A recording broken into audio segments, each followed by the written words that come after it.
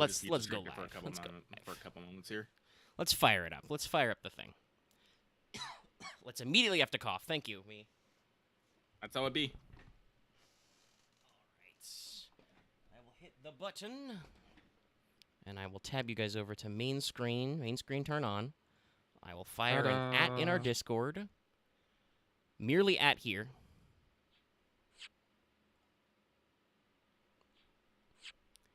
But we'll fire it up as we get started. Hello, good evening. Welcome to Great Ace Attorney. Welcome. Yes, it uses an autosave. Alrighty. Here we go again with this bullshit. Yep. Oh, wait, I don't actually have the stream chat. I knew I was forgetting something. Fuck. There it is. No matter how many times. Oh, yes, my chat is okay. It's oriented bottom. I was like, is chat hidden? No, you're there. Okay. Excuse me, IGN. What the fuck? What? I don't know why this is at the top of our things, but I look at the top and I just see the official trailer, Hooked on You, a Dead by Daylight dating sim. I'm just like, I am concerned, oh, but yeah. also intrigued. That's out already. You haven't seen that? Yeah, Dead by Daylight devs are crazy. They made an official dating sim for the fucking serial Cthulhu killers. One of which is a buff lady, at least. Well, I mean, I see this lady with a giant black hat, and, you know, I'm just like, I smell danger, and that excites me? So... Yeah, I haven't checked it out myself, but it's very silly. I think the Dead by Daylight guys seem cool. They seem to know what's up with their fandom. I'm gonna put a pause on that, and I'm just gonna open that up for later. Yeah, we'll save that one for later. Just to be like, wait a minute. But okay. Can I get potentially date scary ladies? Yes, that is what it is all about, I believe. But hello, everybody. Welcome back to Great Ace Attorney. You'll be happy to know if you were following along Tuesday's stream that, at least for Elgato stream, we appear to be back to normal. Everything is stable, and my bitrate is good for once. So YouTube has stopped yelling at me, so we should be okay for now. Listen, I knew that we are going places when we had the pigeon dating sim, okay? Yeah, Hatoful boyfriend. Yeah. Literal pigeons.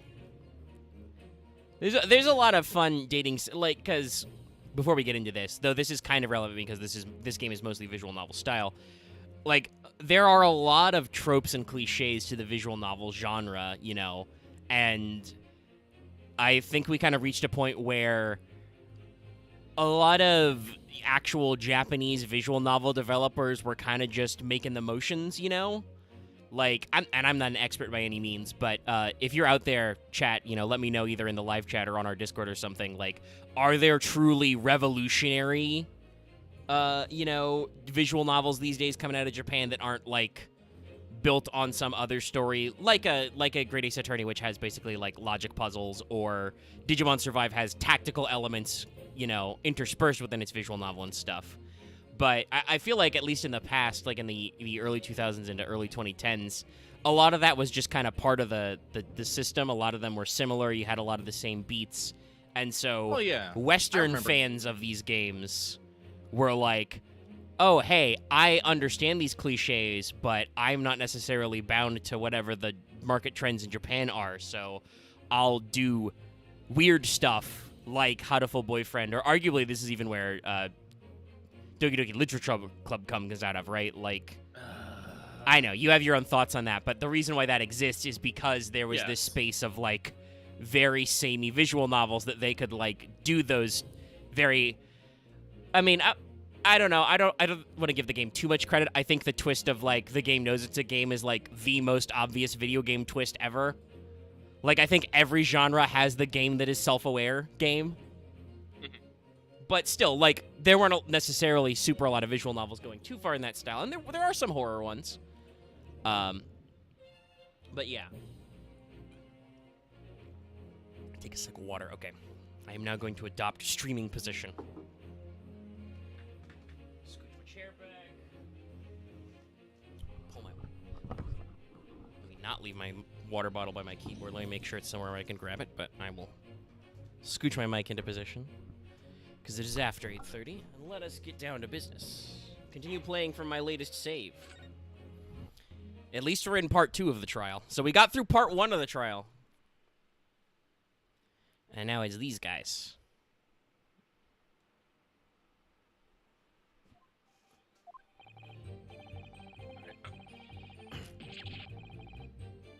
Alright, so we just got inside the gaff and heaved the sigh of relief when the geezer shows his mug.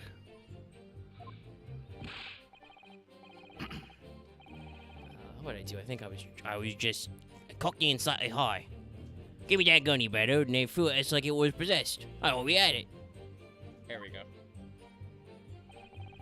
For an old geezer, the bloke was strong as an ox. He chucked me over the counter.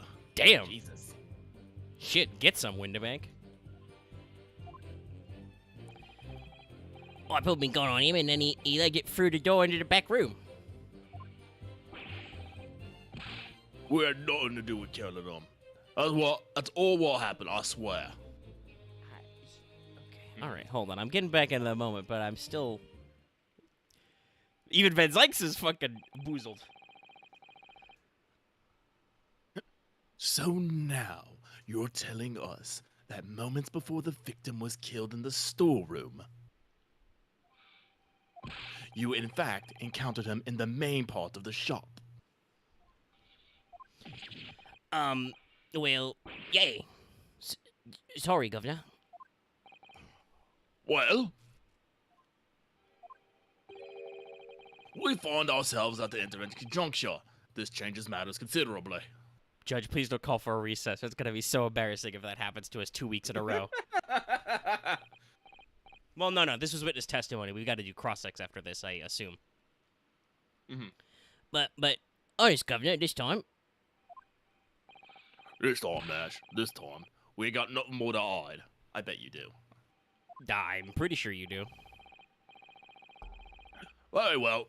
Counsel for the defense, you may proceed with your cross-examination. All right, we do cross-ex. Cross X. Yes, my lord. Sorry, was in the middle of sip. This is it. The moment I've been waiting for. I've been waiting for this. Okay, I have absolutely... Hold on, let me remind myself what our evidence is. Okay, so we got me armband, the pawnbroker's ticket for a box, the pawnbroker's ticket for the coat, Gina's representation papers that we still have in our court record for some reason, our blood sample portfolio, Yep. the Hound of the Baskervilles, all of Susato's case notes on the McGilded case, today's paper, that's also absolutely coming back sometime, At some point. an autopsy report, a crime scene photograph, a crime scene floor plan, a gun! Another gun! 2 guns. We have the photo of Gina with a gun. Though, once again, I would like to say, with this photograph, the story they just told us is very weird. Because, like, she had... Not at gunpoint, they keep trying to say that, but she had his weapon, and then those guys got chased off by him, so what, did she, like, force Winterbank into the back, and then he, you know, used his knife hands on her or something? I don't know. And then we have the post-shooting photograph with the very important clue that there's a thing there. And we have a stereoscope. That thing. Alrighty. So, we have a lot of things. Oh, and we're down 2 life points. Oh shit, we're still down. Oh no. When did those? Well, did those get refreshed? I think when we hit a 2 be continued, they'll refresh us. But Okay, that's okay. sick. We can literally save scum All right. if we have to. Okay. Let's see. There's 5 statements. Really? Mhm. So it's this. Just getting that gun. Give me that gun, Bill. And then he flew it as, like, was possessed. I thought we had it. Sure, no, Nice. no, Open no. a counter. That's probably when the lamp got broken. Pulled his gun. Nothing to do with killing him. Okay, well, nothing obvious there, so let's just start picking a story apart from the top.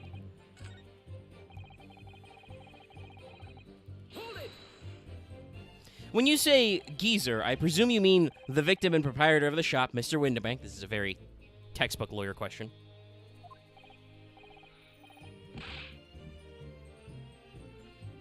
Oh, sorry. I mean, that's right. That was an interesting reaction. We was keeping a close eye to the entrance to the gaff, obviously. But we never thought no one was going to come out of the back room like that. The back room being the pawnbrokery's storeroom. Yeah, that must have where he popped up from. Only place he could have been. Oh my God, please don't tell me Winterbank has a secret room. So it would seem that the victim was already in the storeroom when these brothers entered the premises. Which means Ginny must have been there at that point as well. That doesn't make any goddamn sense, does it? If Gina had threatened Mr. Winterbank into the storeroom with her at gunpoint... Sorry, if Mr. Winterbank had been threatened into the store at gunpoint, I really fucked up my inflection on that. Then why would he have emerged from the same room all alone when the brothers arrived? See, we're calling our shot. Oh, I don't know. Did you see the accused at that time?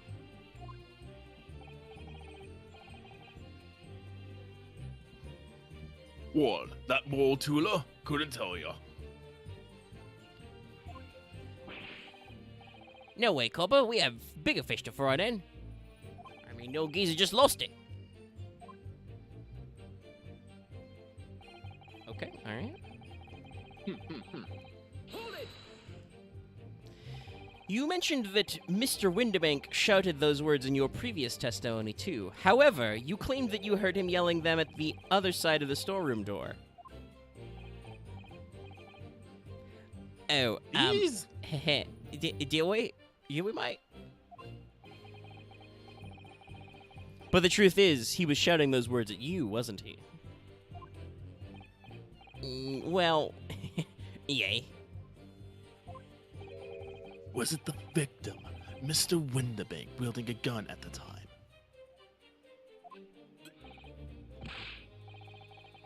Was he ever? Blimey, Loomy, a great Uncle Barry he had, pointed straight at me frontispiece.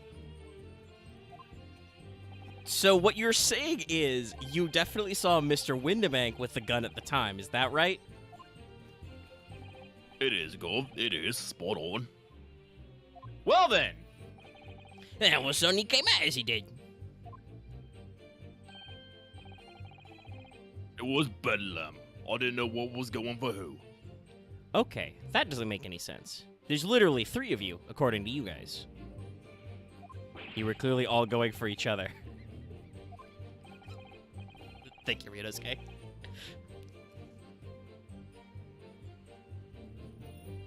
Oh, like Nosh said, we thought we had it, I mean. Axe does raise a good point in chat. I'm wondering if maybe it'll come up in the discussion of this, but Winterbank only has 1 bullet loaded in his gun at any given time. So did he have a live bullet to fire at these guys, or was he bluffing? In which case, if he already fired his gun, how would Gina have used that gun to plug him in the back, right? Well, here's the thing. We only heard 1 gunshot in this moment. So, like, I'm having a half-formed thought here, but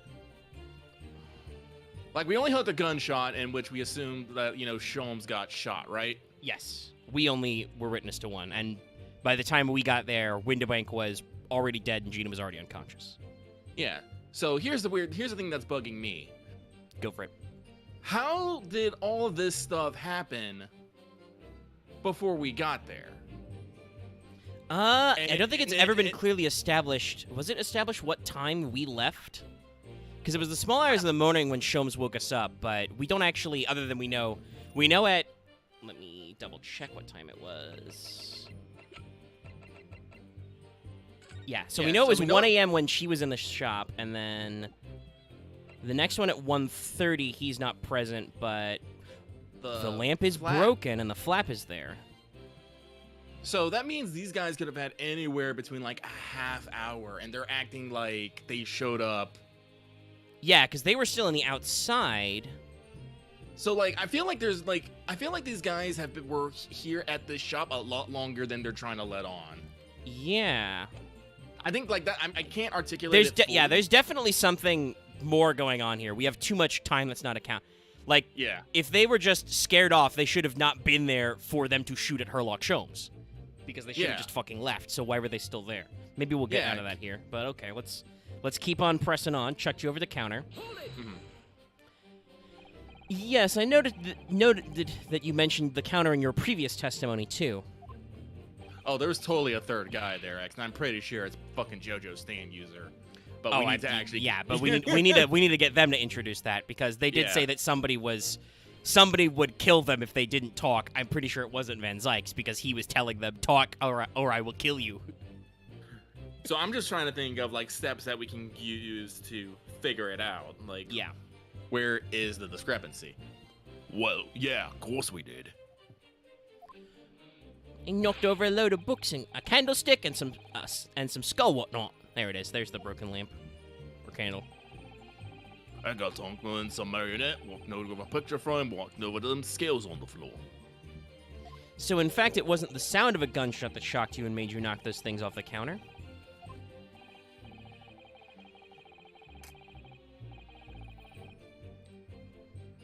Sorry, I'm just... Damn. Holy shit, Winterbank. I know. Well, Big Bruv here went flying over that counter like a gunshot, I can tell you. And the old geezer pinned him. Some understand he did. He did, Nash, he did. If you hadn't been there, the bloke would have fought me like a blooming can taking seconds. He would have done his punch rush, he would have. Shit, Van Zykes has a scroll. Oh, shit. I thought he was about to throw something. At the time in question, the alarm was raised at the local police station via a secret cable from the pawnbrokery. So, okay, so Winterbank also activated a silent alarm. Van Zykes, please tell me you have a date or a time for this. There is a button under the counter which the counter used to activate it, which was presumably pressed by the victim. Okay, no, seriously, if this man was able to call the things like and had this altercation, how the fuck did he get shot by Gina? Like get shot by Gina in the fucking back? Well, I assume I don't know if Van Zykes will try and roll it back to Gina, but somebody will probably try and throw shade back onto her that like she was like I can already sense, and again I have seen this played before, but that was so many goddamn months ago. I cannot be sure what I'm actually remembering and what I'm theory crafting here. I'm gonna assume what they're gonna try and do to pivot on us is. The idea is going to be, oh, well, Winterbank was apparently fucking Super Saiyan or something. He knocks the shit out of Gina, takes his gun back, fights with these guys, and then he runs back into the store where Gina then wakes up and shoots him in the back, I guess. But that we already know that doesn't make any sense from the placement because we already bamboozled them. Yeah. Like, we know Gina didn't do it, so everything where they try to say she did it is fake. We just have to keep throwing evidence. Yeah, that's right, because I pointed out the fucking angle of the bodies last time. That's right. Yeah, he dropped straight down because he was killed instantly. So that's right. There's basically zero evidence Gina did it other than the photo, but even then, we've got, like, a bajillion years because apparently he was healthy enough to run out of the storeroom and fucking sumo slam thieves. And summon the police and all this other stuff. Yes. That's right. When the brothers fled the scene and back onto the streets, they ran straight into the arriving police, didn't they? Poor Mr. Winterbank. He did everything he could to protect his shop. He did indeed. Alright, so... That man was throwing slaps like fucking E. Honda. Oh, I'm going for the desk time here. Were you intending to shoot Mr. Winterbank? No. I was just intimidating him. He was looking out for my brother, wasn't I? He was being flattened, don't forget. By a man whose shop was being burgled, yes. I mean, that is a mind. And then the man fled into the storeroom where you pointed your gun at him. Is that it? See, I don't even think Van Zykes is trying to push the blame on Gina. He's just trying to figure out what the fuck is happening. Well, like I said, these guys' testimony has, like, literally degraded, like, 3 times. Yeah, we've proved they have been full of shit, but this is their 3rd round of testimony, so... Yeah. Still not the worst witnesses in the Ace Attorney series, but usually when the witnesses are bad, the prosecutors will get just as pissed off as you will. Unless they're straight up evil, which we're reasonably sure Van Zykes is not. He's a little evil, I think. Even if he set fire to Magnus McGilded personally, we knew Magnus McGilded deserved it, so... He was being a bit of a shite. Yeah, that's it. He shoved me away and then ran through the door and shut himself in.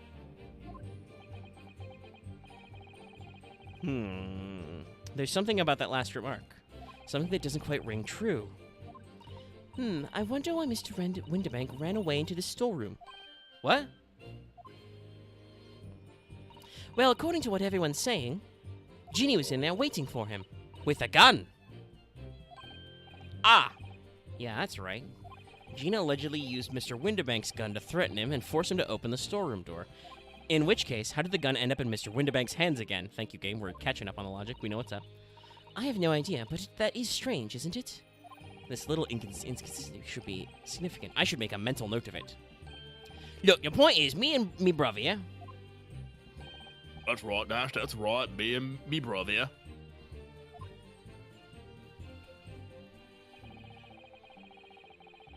We had nothing to do with killing him.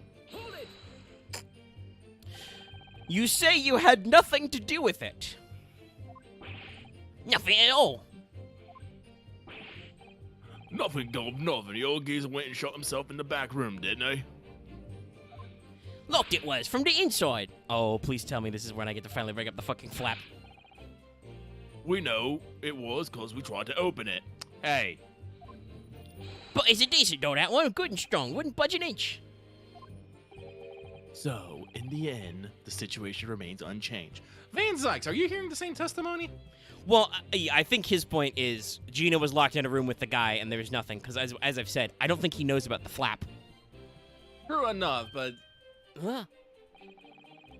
I have to point this out. This man, who apparently got his gun back, fought off 2 burglars and made it back into, somehow got defeated by a slip of a girl, had the gun taken back, shot, and then spontaneously fell unconscious. Yes. No. There's still lots of problems here. It's just like, fuck. The sole person who could have possibly shot the victim, the accused, Miss Gina Lestrade. I think I technically skipped a line, but it doesn't matter. We just It doesn't matter. we already discussed it. It's blah blah blah. There's only one person. Nah. It would indeed appear so. What say you to that, counsel? I don't know. Say there's a Was third there person. anyone else apart from Gina who possibly could have shot? Well, who possibly could have shot Mr. Winterbank? There could have been. Mr. and Mr. Skulkin. Eh? What? What's that look for? From the moment you admitted that you'd encountered the victim face to face that night, the course of this trial changed completely. Ooh, we get some like bong. Oh, that's right. I need to turn on my system. I also so probably can need it. actually hear. There we go. Thank you. Eh. What is your point, my learned friend? Well, shut the fuck up and let me get to it. The question we must answer is who could have shot Mr. Windibank? And it is the belief of the defense that the defendant is not the only possible answer at all. Rada. You have my attention. Shout out to Van Zykes for being just like, okay, I think you're full of shit, but please. Go on. In that case, let us return to this plan of the premise. Actually, also, Axe does have a good point. The games don't operate on real-world logic. The prosecution doesn't have to know. prove anything beyond a reasonable doubt. They just have to make us look like a doofus. Unfortunately. That's true. I know, but Lucky's like ever since you mentioned this NCAA Potato Top, when you said when I was on a crusade, when I'm usually yelling at people for using too many words, I'm like, no, that's very right. I am a concise crusader. I really don't like these things dragging on. I'm just like, why? Why are there so many extra steps? It's true. In this case, there were so many extra steps because these motherfuckers lied like twice. Yeah, that's true. I mean, We have to peel away the layers. I think we're getting to the actual point Onions. now. The victim was killed in the storeroom, which was locked from the inside. Oh boy, the game's gonna give me a pointing puzzle. point at the map. Those are the facts. So pray, what other possible answer to the question of who shot the man could there be? Counsel, you must now provide answers to the court in respect of 2 conundrums. Okay. Here we go. 2, my lord. Twice as many chances to be right, maybe. Indeed. Namely, from what location did the culprit shoot the victim? And furthermore, where was the victim at the time? Oh, that's easy. Oh, yeah, okay, I think I see this. Yeah, no, like if he falls straight back, that means he would have been shot just directly in front Understood, of him. my So that'd lord. be... Oh, sorry. Are you alright, Runo? I'm not entirely sure, but there's one thing I am sure about. If I can prove that there's a credible new alternative to what happened, it would change Gina's prospects hugely. So now, time for some clarity. Show the court on this plan the answer to the question posed by his lordship. Okay. Alright. If you believe someone else could have killed the victim, indicate from where that person could have fired the gun. Okay, we are going to save really quick, because I I'm don't pretty know how sure- finicky this is going to be, but let's I'm- see.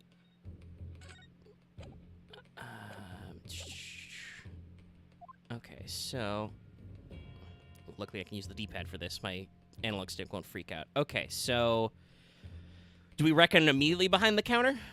Yeah. Because if we're looking at it right, he think he got shot on like straight from... Yeah, because his body, it's not shown in the Actually, can I pull up the original? I think I can. Okay. Does this have the victim and stuff? Yeah, okay. Yeah, So no. he's right here, so they would have to be like right there. Yeah. Okay. Yeah, because if they were way back, I was thinking if they might be like way back here, but if they were way back there, they couldn't have shot that slight angle. So let's try like right here. The defense Thank you for believes that put- the culprit could have shot the victim from this location here. The hat is too small. He needs a much taller hat. Yeah, man, Zyx Oh, wait. is gonna be very annoyed at us 'cause Bleh. he doesn't understand the. Yeah. And in answer to the second question... I mean, I guess I'm just like- on the other side of the door right there. Yeah, right here.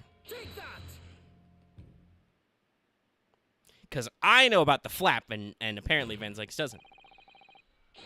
The culprit shot the victim from outside the storeroom. And he's got to be like, oh, There. no. Continue. Oh, okay. Okay. Hey, here we go. I think we're doing the thing. Mr. Winnebeck died instantly from a bullet in his back. Looking at the stain of blood in the storeroom floor, it doesn't appear that his body was moved after death, which tells us he was almost certainly shot while he was in the storeroom. However, the crucial point is, where was the shooter when that fatal bullet was fired? Though you are adamant that the shot was fired from outside the storeroom. Well, according to the Skulkin brothers' earlier testimony... We just did this flashback, so I'm not going to read it again. Yeah. He legged it through the door to the back room. Literally one line, thank you.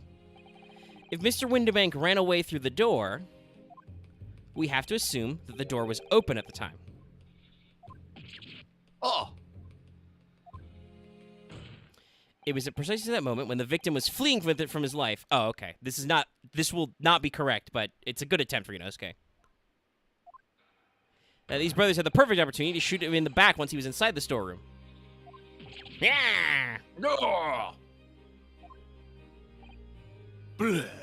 No, I don't think it's right, but it is a good logical decision. Yes, because then we'll need to disprove it, and then, okay, so if the door was closed, well, there was a window.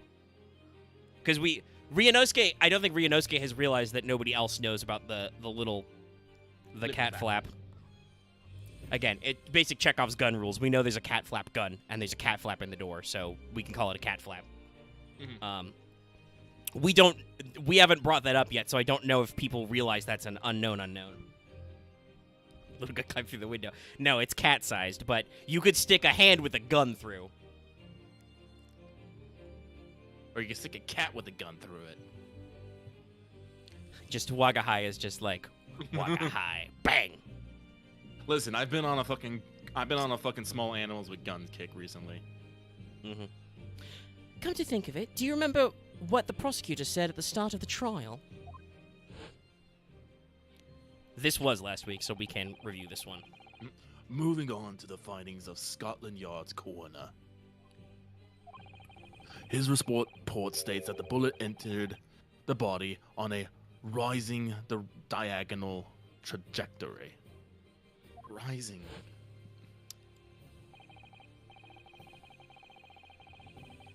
There is It a short means- brother. The victim was likely shot by someone significantly shorter in height than himself. No, Ryunosuke knows about the cat flap because that's how he saw inside the locked storeroom. He knows that's how he saw that stuff. He has mentioned that before, so it's not like he's gonna fuck that up. It's just like I said. I think he's operating under the understanding that has always been there, even though we can tell it is not. Unless, could it have been made later? But no. We should talk about this. Susato needs a way to have seen the manuscript that was locked up in a box that she didn't tell us before she left. Anyway. Poor man, shot while he was running as fast as he could to safety. Ah, of course! He would have been leaning forward as he was running away. So even if the bullet was fired horizontally, it would still have entered the body at an upward trajectory. So the culprit isn't necessarily someone shorter than Mr. Winterbank. Hey!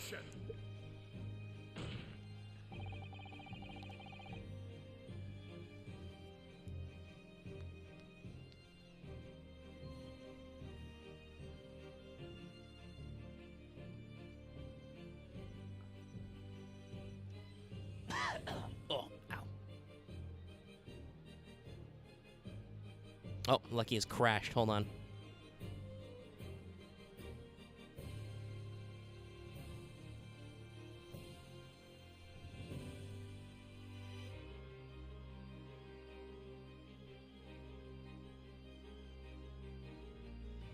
I wondered if there might be an issue.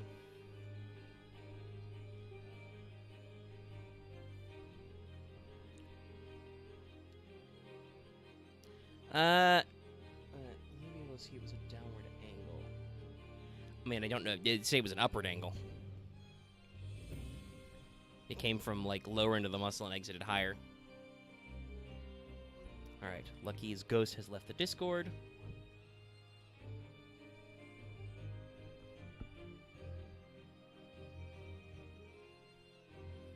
Venzyx is, I'm sure, gonna drop some bomb on us.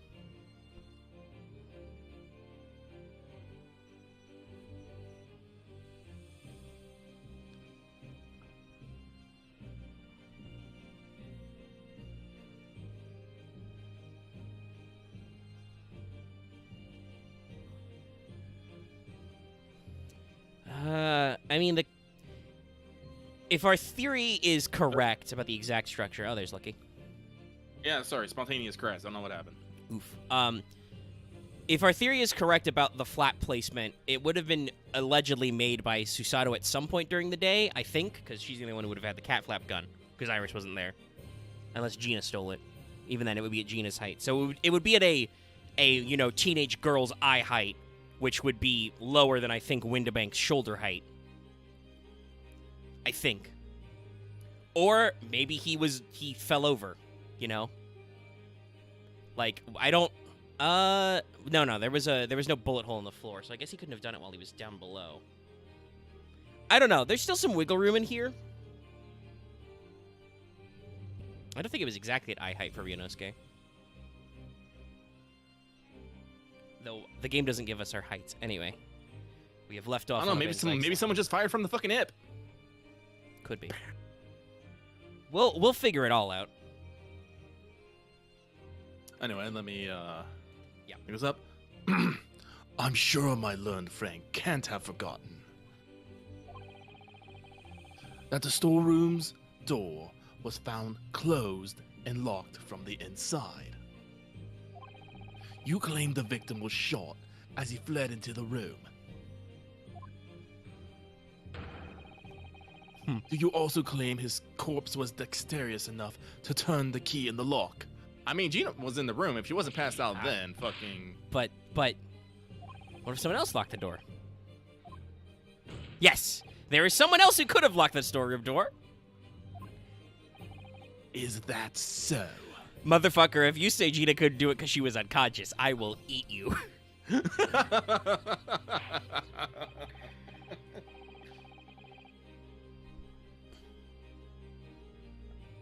Well then, counsel, present your hypothesis to the court. In the scenario just described, the defense assertions that the victim was shot from the outside of the storeroom. In which case, who shut and locked the storeroom door from the inside? It was Gene. It was Herlock Show. No.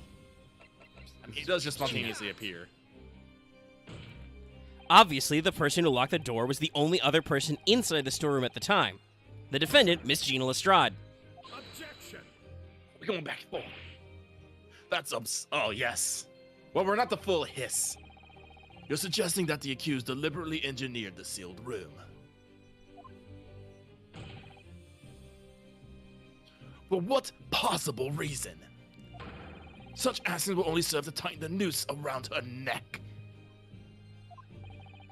I am inclined to agree, I must say. Well, counsel?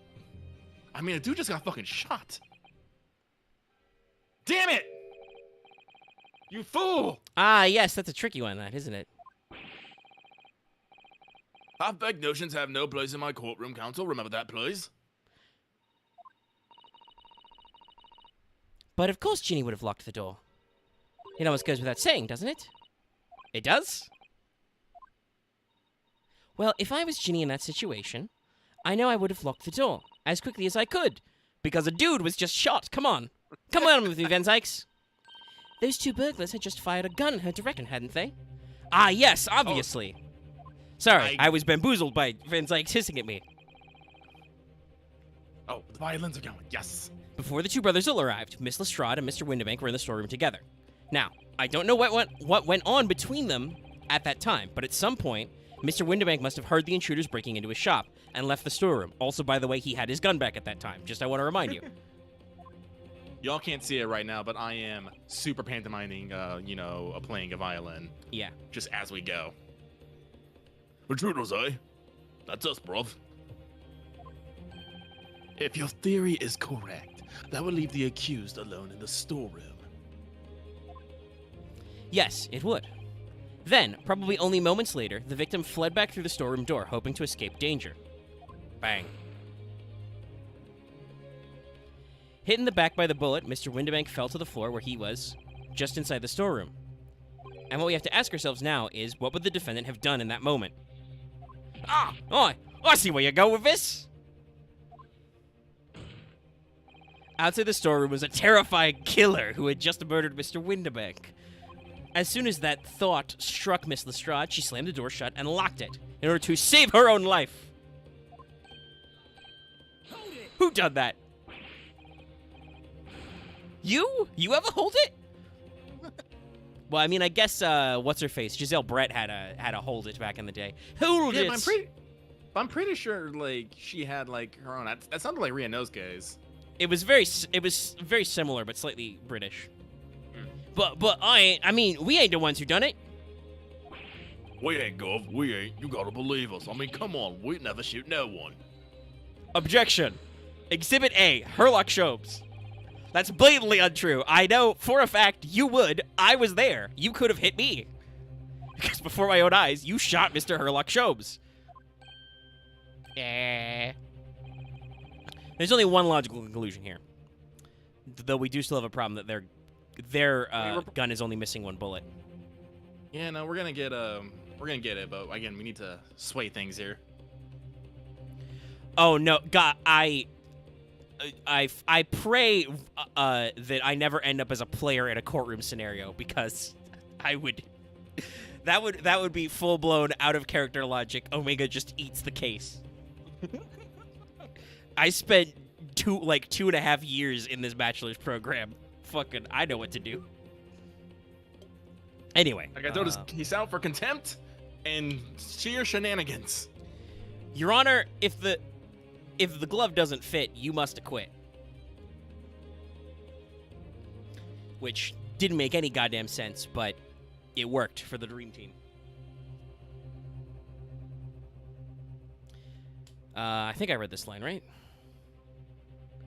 Logical conclusion. Mr. and Mr. Skulkin, you brothers, two brothers, had every opportunity to have been the true perpetrators of Mr. Windibank's murder. Yeah!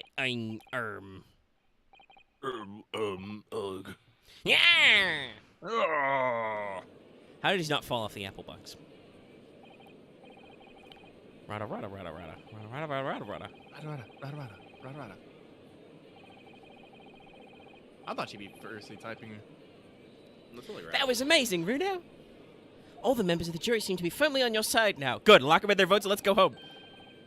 I know, first time ever, and probably the last. Way to call your shot, buddy.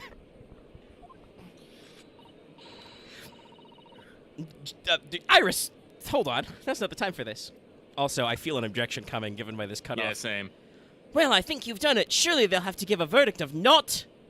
Shit. Oh, shit, he didn't object. Oh, my God, no.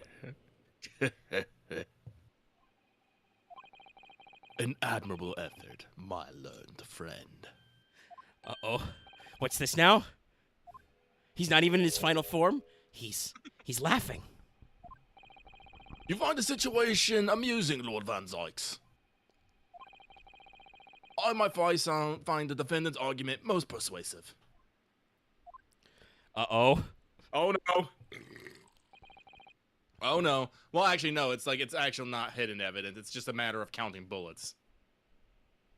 Yeah, no. He's just this time he's gonna present evidence to us and just be like, "Hey, Dumbus, there's only one shot fired from this gun," and I'm gonna be like, "Well, fuck if I know, but I have established reasonable doubt."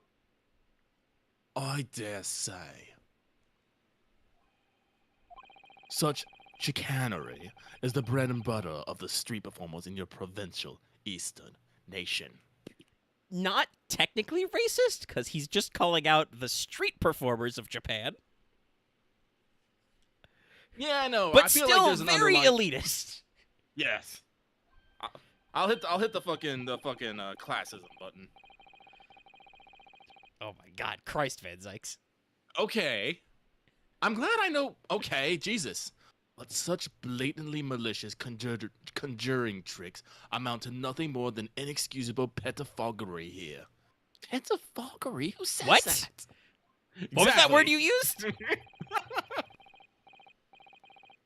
The hypothesis you put forward so ostensibly, credibly cannot and will not stand. This reminds me of Ron. When anytime you got in an argument with Ron, he would just start busting out like 5-syllable words. I'm just like, what are you doing?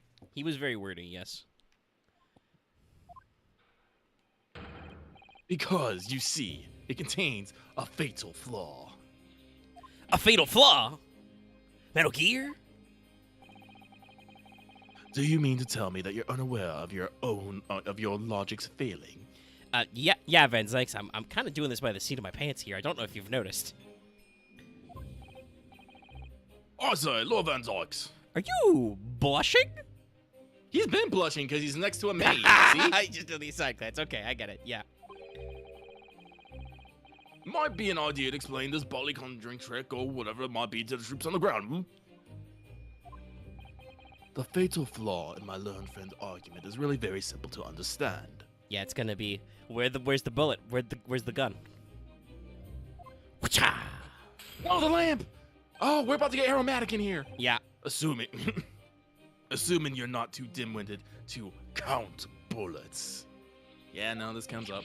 By George, count bullets. I mean, we knew it was coming because Yeah. he is correct. There are 2 shots fired. Period. Oh dear. He noticed then. Oh fuck, Iris, come on! You let me walk into that one. What's everyone talking about? Can you not count Ryunosuke? No, he can count. He just has anxiety. Counsel. Yes, sir. Tell the court how many bullets were found at the scene of the crime. 2 bullets? Correct. The first, which hit the victim in the back, ending his life. And the second, which struck the detective, Mr. Herlock Sholmes, on his arrival at the scene. Yeah, but then he's gonna be like, how many bullets are missing from this gun? Indeed. The defense presented a picture showing the damage caused by the second bullet earlier in the proceedings. Yes, Judge. Thank you. The bullet which entered Mr. Sholmes appeared to have passed through his body to strike the calendar.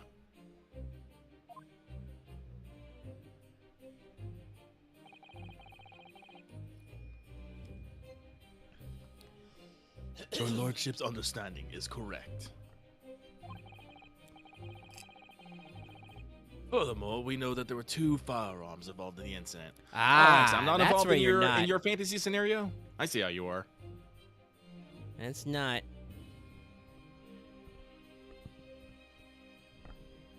It's not. Well, if there's a third person, there could potentially be a third gun. Well, yeah, that's he's saying there's only 2 firearms involved, but that's not necessarily a proven.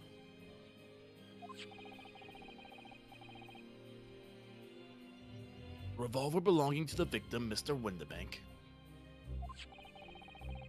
And the Skulkins brothers' revolver.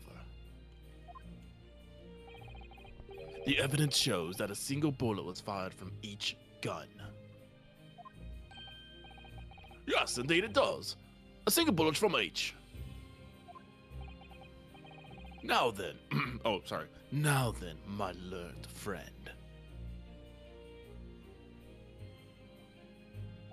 I'm just Van Zykes. Ah, yes, that would make sense because I'm constantly, I'd be constantly mocking Axe. So, no, yes, I think this makes sense. Yes, I am the Van Zykes in Axe's scenario, which means I dress impeccably. Drip.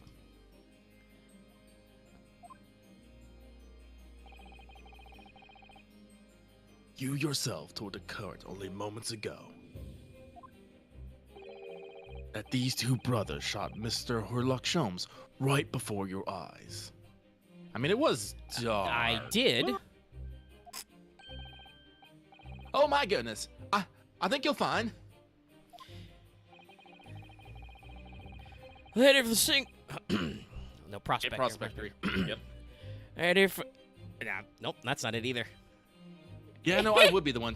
And if a single bullet was fired from the brother's gun hit Mr. Sholmes, it means. It's the only way I can do an old man voice reliably. Not shot by the same gun. Stop. With only 1 bullet. Stop. I'm trying to get this voice. Fucking. Exactly. If you motherfuckers turn around and vote guilty right now, I swear to God, after I bully you into changing your votes, I'm gonna come up there. Yes, this Nipponese street performer presented an ostensibly credible argument. However, it was never anything more than an aversionary trick with no hope of standing up to scrutiny. Ugh. KO. Is Iris Well, also they could have standing on a reloaded, box? but we would still need to. There'd still be like There'd have to be bullet. a shell casing on their pocket, or I mean, he said that we found 2 bullets at the crime scene. I don't actually know if we saw a bullet hole for Windibank, but if that's something we're saying happened, yeah. Order! Order! Order! Oh, and the bottle. Did he just literally throw that at the crowd just to get them to shut up? I think so. I think he did because everyone stopped murmuring at that. Pray forgive the discourtesy of flinging the dregs of this hollowed nectar into the public gallery. Someone's like, "Hell yeah, dregs!" Also, Axe, to answer your question, yeah, we've been over this over several streams. No, I don't believe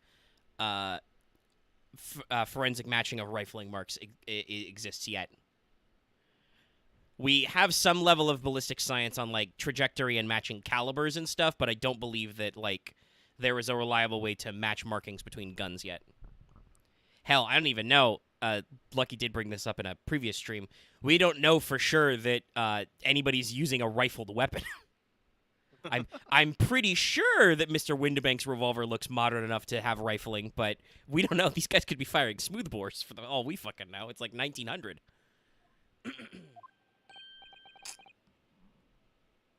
Lord Van Zykes.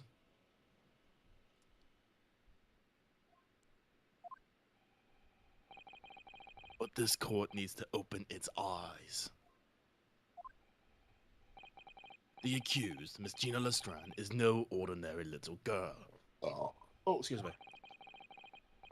Despite her young years, she can, regrettably, no longer be described as a juvenile. If I remember rightly from a previous stream, somebody did actually bring up that, no, technically she is not an adult by Victorian legal standards. No, The person in the dock is far from a law-abiding citizen. She has a past riddled with criminal conduct. All right, well, Van Zykes, I don't think you can say shit, Mr. Golden Epaulets, okay? Have you ever been poor and orphaned in the street? Yes, actually. Fuck. Well, actually, no, it's just gonna be more of like, does it matter? And the jurors will be like, no, it doesn't. Fuck those little street urchins. The truth is, the accused broke into the pawnbrokery on the night in question with loathsome intent. As we can see beyond doubt in this print, which depicts her threatening the victim with the murder weapon. Okay, I need to talk with the localizers. The guys, you really need to fix the phrasing, because she is not threatening him with the weapon. It's pointed at the ceiling. Like, yes, she's armed, but I would not call holding the gun safely pointed up as threatening. Like, she's not, like, waving it around in his direction. Like, yeah, okay, she's armed, hammer cocked back, finger on the trigger, but it's not like... No, like, I can understand that.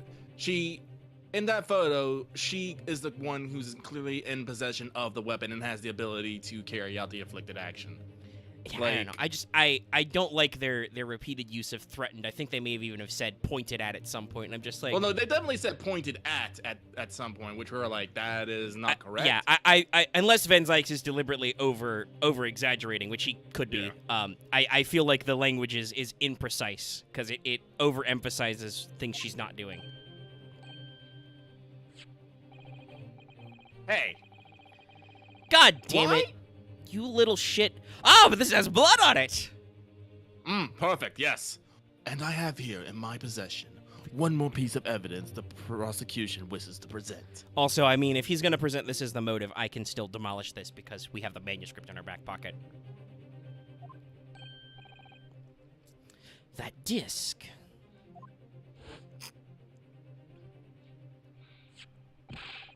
Oi, it's me, Flashback Gregson. I'll be taking that whatever it is of McGillis back down the yard, thank you very much. No, don't give it to him. It's mine, that is, mine. Sorry, miss. But anything belonging to McGillis has to be taken as evidence now. Wait, why? It's because he was murdered. I don't know why I responded to Lucky as Flashback Gregson, but... Yes, the music box disc. McGilda's music box disc. The music box disc for McGilded. That music box disc.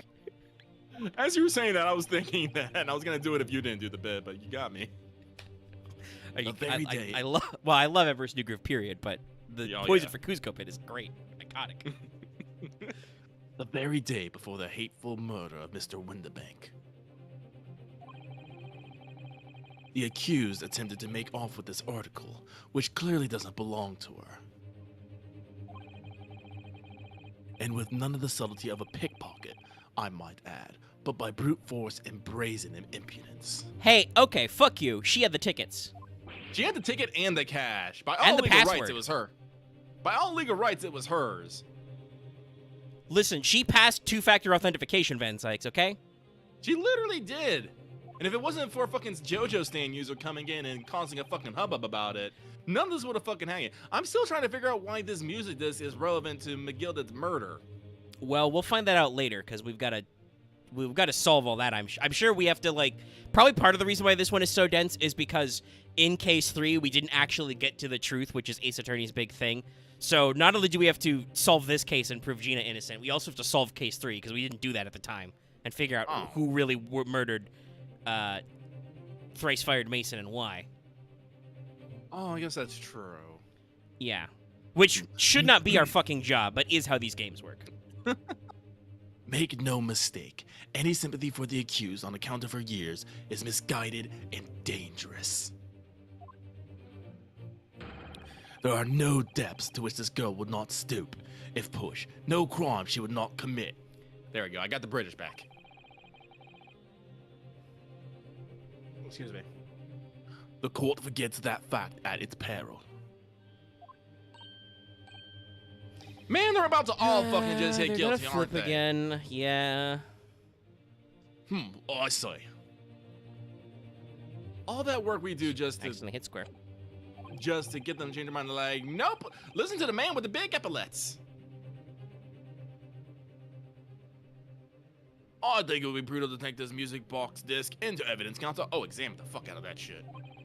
Rub your. Oh shit. Hold it. No Van Zyx. Inspector Gregson? What? Yes, Inspector. We had a meeting yesterday with the prosecution service, and I think it was agreed the disc wouldn't be used as evidence, sir. Wait a fucking minute. Why? Bleh. What's this on the Withholding evidence. Why is the inspector acting strangely? Okay, I'm sorry. I just got super sus of Gregson. Yeah, no, it's weird holding back the evidence, especially when it's pro their case. Yeah. It's the first time he said anything to Van Zyx at all. I am unaware of any such mating. But here's the instructions right from the top. The government bigwigs are insistent. Government Wait, this is conspiracy? government? Wait. Does this music disc have fucking government secrets on it? Is this related to the espionage case? Is it? Oh, it's gonna be. Well, we know it's gotta come in somewhere because we've got the fucking paper, so. Inspector, I am the prosecutor, and I alone determine how to present my case. My case. See, as much of a bungus as Lord Van Zyx is, at least he's just like, no, fuck you. I am the law. Actually, I don't take orders from you. He is very lawful evil. I am justice. Your warning is noted. Thank you.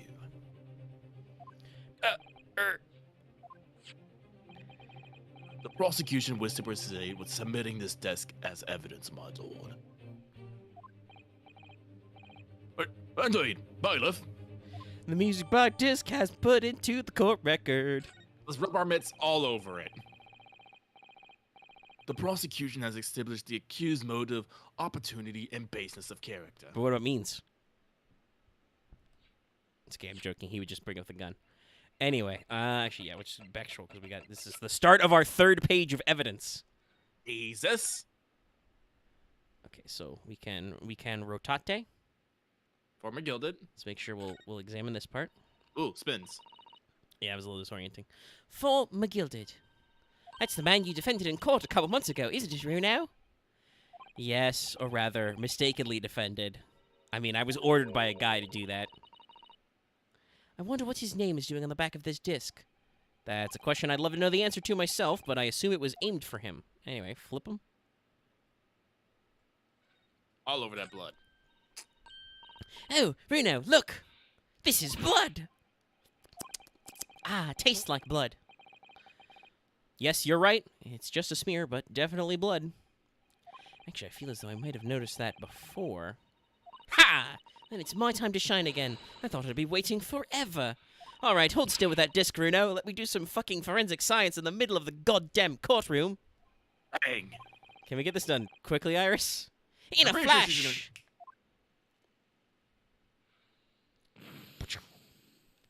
Counsel, what are you doing over there?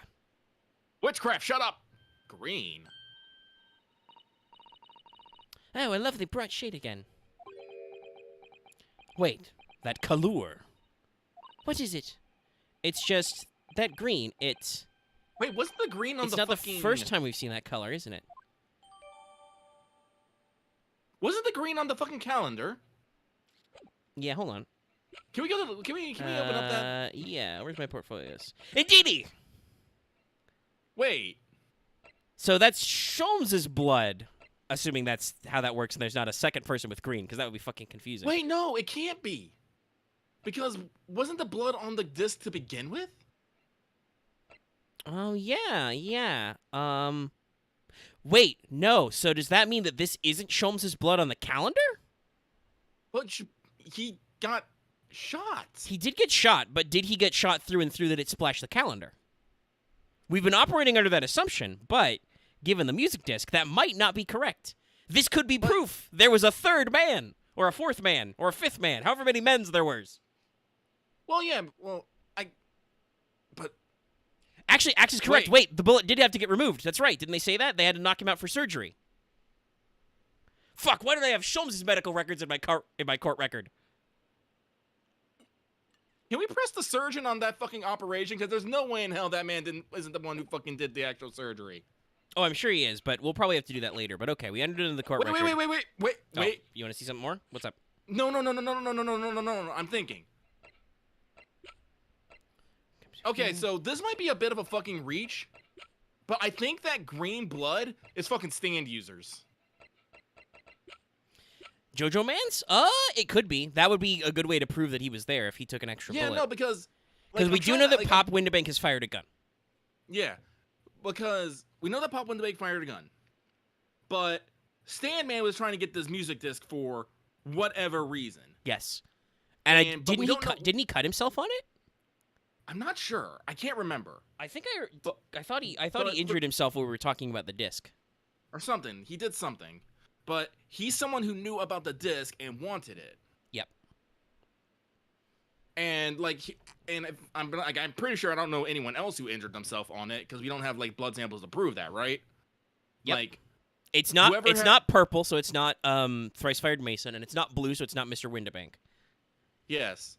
And if it's not Holmes, because Holmes did not injure himself on the disc, yeah. On the disc, that means it can only be the third person because Sholmes didn't have it in his, because this was in police custody. So there's no way that either Sholmes or even Jojo Man had it at the time of the crime. But I do think that when he was manhandling it, Mr. Jojo Man did get cut on it, the ridges. Something.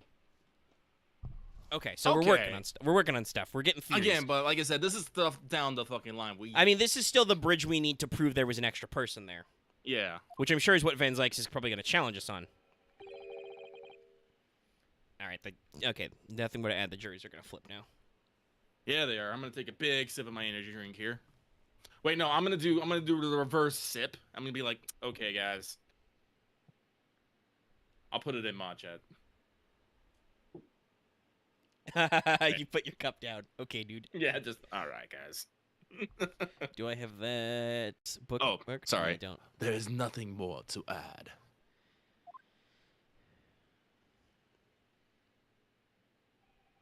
Lovely bow. Ladies and gentlemen of the jury, I await your informed decisions and rest my case. Technically, he doesn't rest his case because I'm pretty sure he's not going to shut up for the rest of this match, but that is fairly good. Oh, he's still doing the squishy hand. I don't believe it. Man, the jury on my side for once. For all of 5 minutes. I mean, you called your shot, buddy. Oh, dear. That's why you don't tempt fate. 5 minutes through now. Damn it! My lord, says the bailiff. No, it was that guy. Damn it. Yeah, I was about to say. Wonder if I might say something at this point. You're As still voted fuck guilty, you, so. little Nipponese man. Proceed, Mr. Foreman. Been stumbling upon a bit of a fog up to now, if truth be told, but all of a sudden, I can see clearly now. The Alice Barley office to me and my men. There's only one thing for it. Oh, no. Very well, the court will hear from the jury. Why can't we have done this when everyone was on my side? Ladies and gentlemen, will you present your leanings as to the defendant's culpability?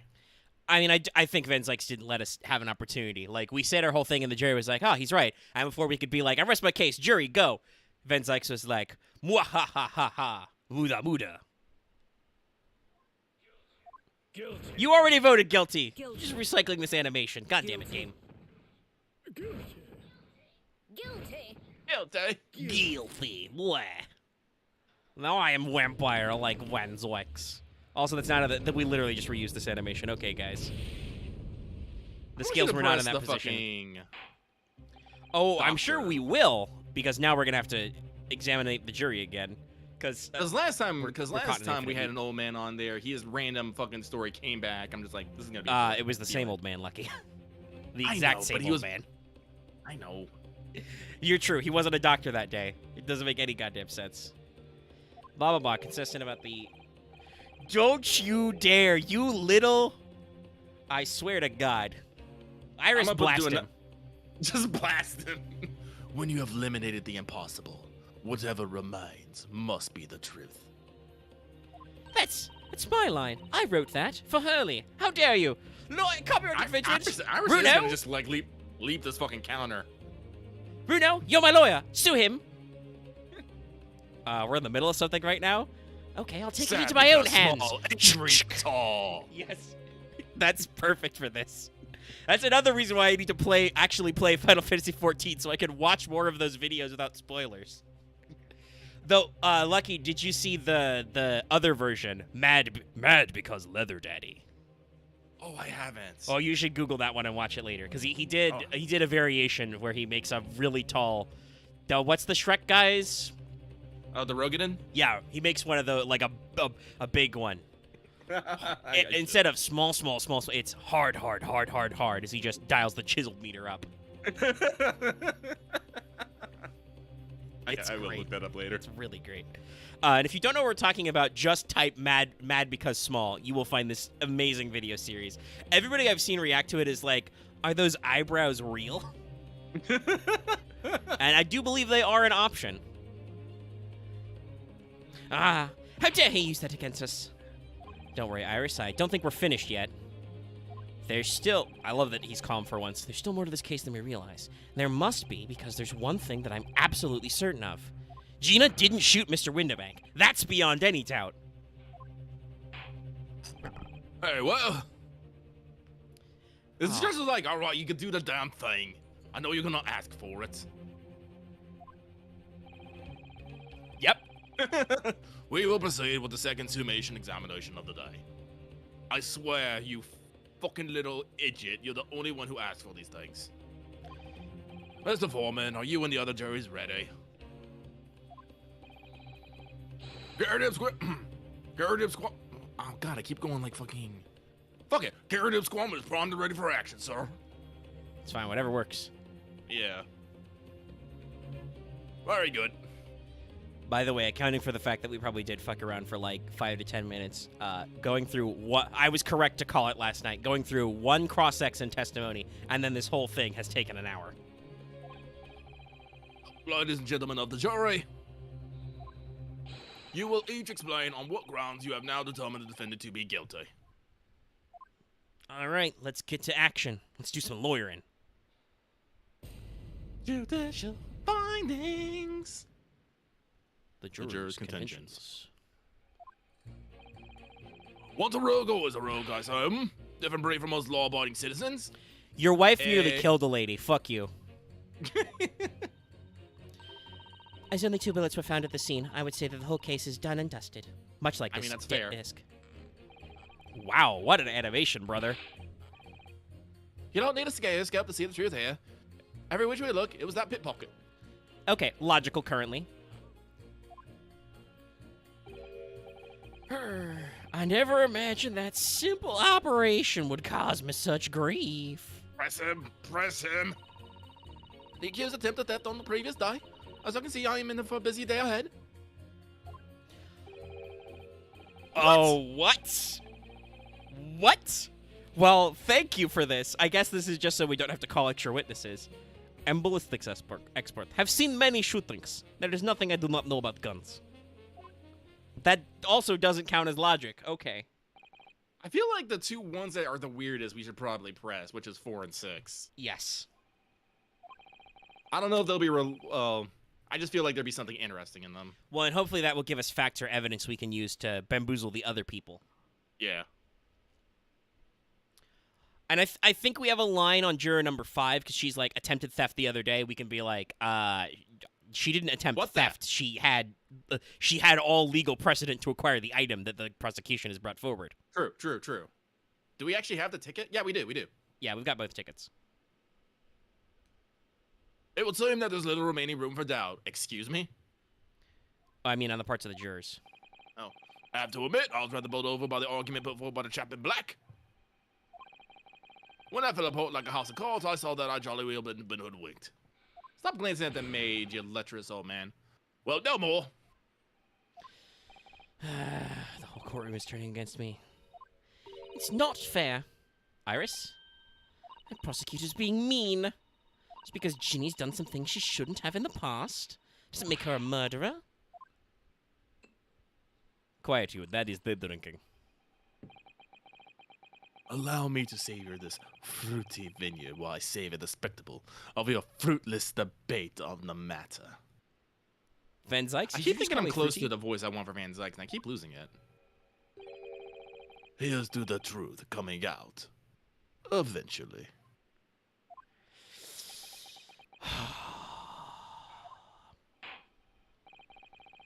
That's enough preamble. Counsel, proceed with the summation examination. Well, our argument voice did I fall almost never apart hear. because 2 bullets. Yeah, no. No, 2 bullets. It, like I said, it is quite logical. Just some of these people are being fucking butts. Well, yeah, but then that again in a real courtroom, and honestly, in some earlier Ace Attorney games, what would happen then is the judge would be like, yes, there is still some debate to this matter. I insist that the prosecution and the defense leave, go home, and investigate again. But this game is all structured around one and done investigations. We're kind of like focused less on multiple days in court and kind of like distinct segments. It does mean that the segments can be long, but it does kind of mean that the action is less interrupted. Mm-hmm. It's go time. Yes, my lord. Strike a pose. Jury examination. Gotta Defense rebut you. Ah. Yeah, this is bugging me. This is literally bugging me. Would you please stop muttering about things that have nothing to do with this trial, sir? The defendant's life is on the line here. Well, the thing is, I couldn't really say that it has nothing to do with this trial, to be honest. Yes. Yes. Huh? I mean, there's no question that the man was shot, but the bullet simply vanished from his stomach. It's quite inexplicable, don't you think? What? Wait. So there. Wait.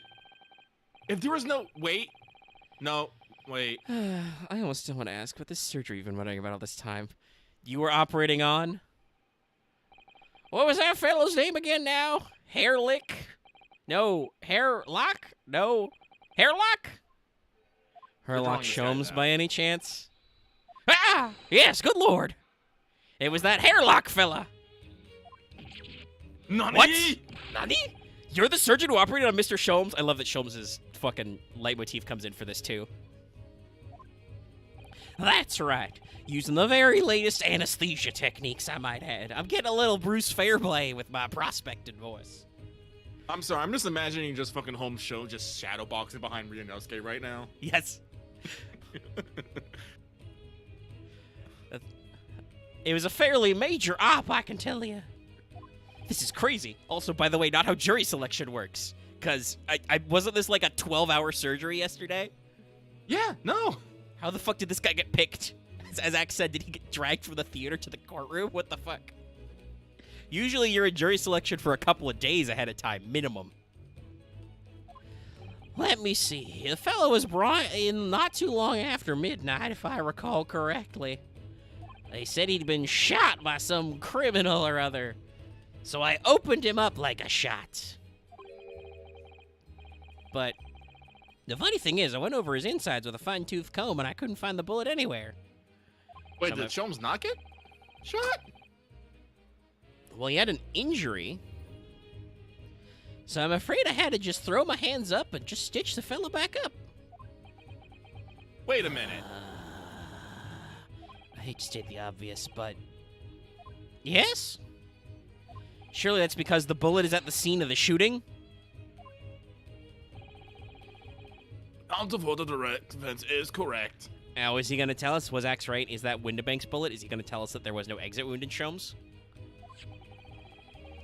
As clearly shown in the photographic print, the bullet that the Skulkin brothers fired at Mr. Sholmes hit him in the stomach region. Hold on. Wait a minute. They hit him in the stomach?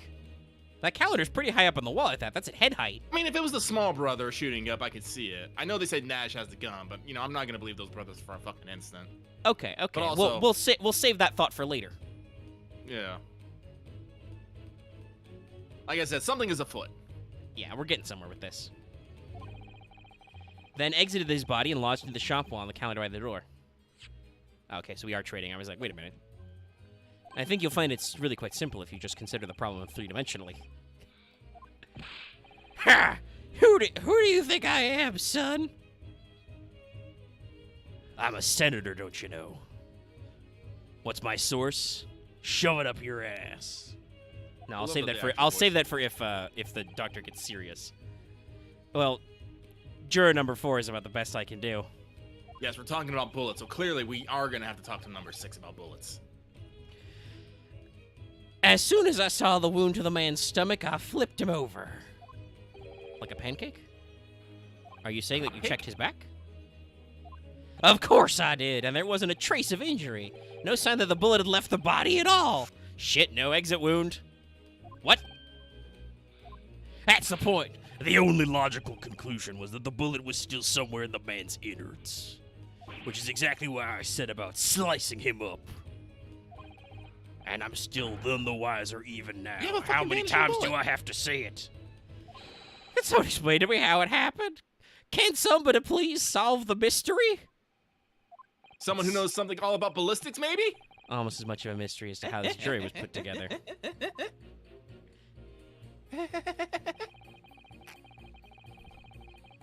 Yeah! Go to 6, go to 6, go to 6. Sorry, I'm excited. Yeah, I know. We got this one pretty right away. I thought you were just a tourist. Da. Good day. I'm visiting London for sightseeing. Would like to take a bus to Crystal Tower, please. There's no way he's just a visiting tourist. So you're a ballistic expert? Who knew? Man, how convenient. Yeah. This is how we establish the rule of voir dire. Is Ryunosuke is like, okay, hold on, I need some influence over these fucking jurors. What the fuck? I have much experience with guns. I have lived through many, how do you say, extreme, violent bath of, blood of, extreme violent bloodbaths, perhaps? Don't say that with that gun in your hand. Those! Extreme violent bloodbath. English is very difficult tongue. Considering the sort of people you associate with, I'm surprised you still have a tongue. Anyway, if you have question about bullet and gun, ask me. There is nothing I do not know. No mystery I cannot solve. What does that have to do with being guilty, though? It's like, I don't know, guns. but he's very confident in his knowledge of guns, that's for sure. But, if possible, only in the Russian language, please. Son of a bitch. He's not very confident in his knowledge of English, though, is he? No, still, we should bear it in mind. He's our man if there's a mystery about guns or bullets. Okay, so we just pit him with Dr. Yeah. Van Zykes has managed to convince everyone. When you have eliminated the impossible, he said. But he hasn't. If we're going to fight back, we need more material. And we have to fight back. We have to turn this trial around. Again! Alright, so. Bup. Bup. Bup. A pit. That guy. Objection.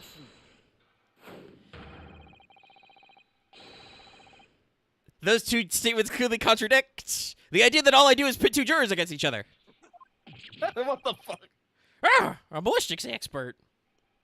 Pitting. Pit. P-I-T-T. On the night in question, Mr. Sholmes was shot by one of the Skulkin brothers. But since there is no sign of an exit wound on his back, which is crazy, we really should have had his whole medical chart here because that's part of our case. But anyway. Actually, yeah. Again, I think, like I said, I think sometimes the jury mechanic they use to sub in for extra witnesses, like, we probably in a normal game sense, or definitely in a normal trial, would have just called the surgeon anyway to explain, like, and inform the court about Sholmes' injury as part of our case. But we're doing it this way because it does save assets. Somebody did bring up last time that these games were, they had to be split into two because they were over budget, so. We have to compact some things down. Sorry, had a burp. But since there was no sign of an exit wound on his back, we must assume the bullet didn't pass through him. However, no bullet was found lodged in Mr. Sholmes' body either. Furthermore, a bullet was found lodged in the wall of the shop where Mr. Sholmes was shot. Juror number 6. My name is Villain. Yes. Villain Wait, what's his- Bolshevik. Oh, that's right. Hello, my name is Villain. Pleased to meet you.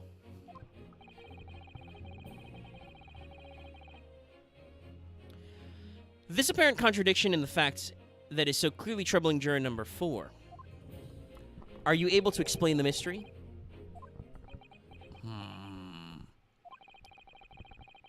I have seen a very similar situation in the motherland. It was night. There was blizzard.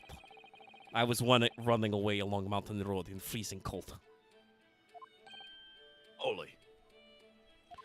The snow was piling high on both sides of the road. It was very narrow and dangerous. My pursuers had hunting rifles, and they were on dog sleds. This is very somber.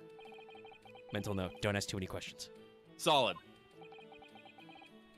I was shot from behind and fell down in snow. And this situation is very similar to what I hear today from Doctor. They could not find a bullet in my body. And no sign of, how do you say, exit wound.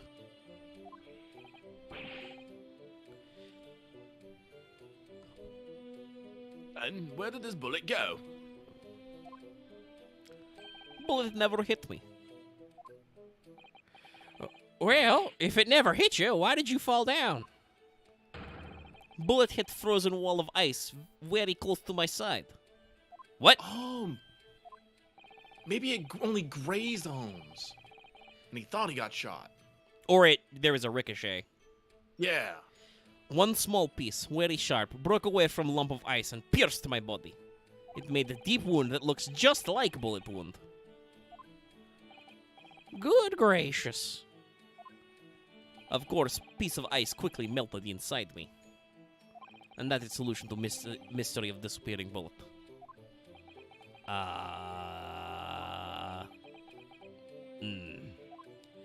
Well, that doesn't answer the question at all.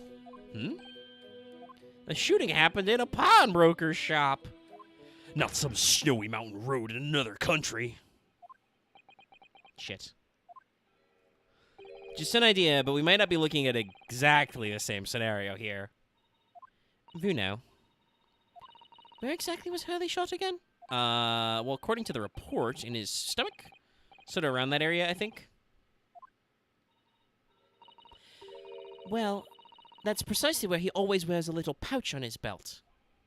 A pouch? Actually, I might have noticed something like that. Yes, a pouch. Hit his pouch?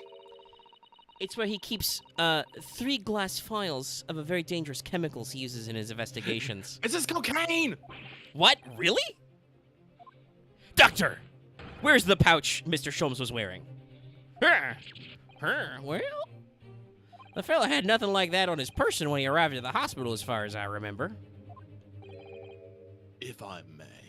Are you going to? Lord Van Zykes? Well, I realize it's forbidden for the prosecutor to interject through a summation examination. Oh wait, if he does give us the evidence, no, that's solid on him. Now that I think about it.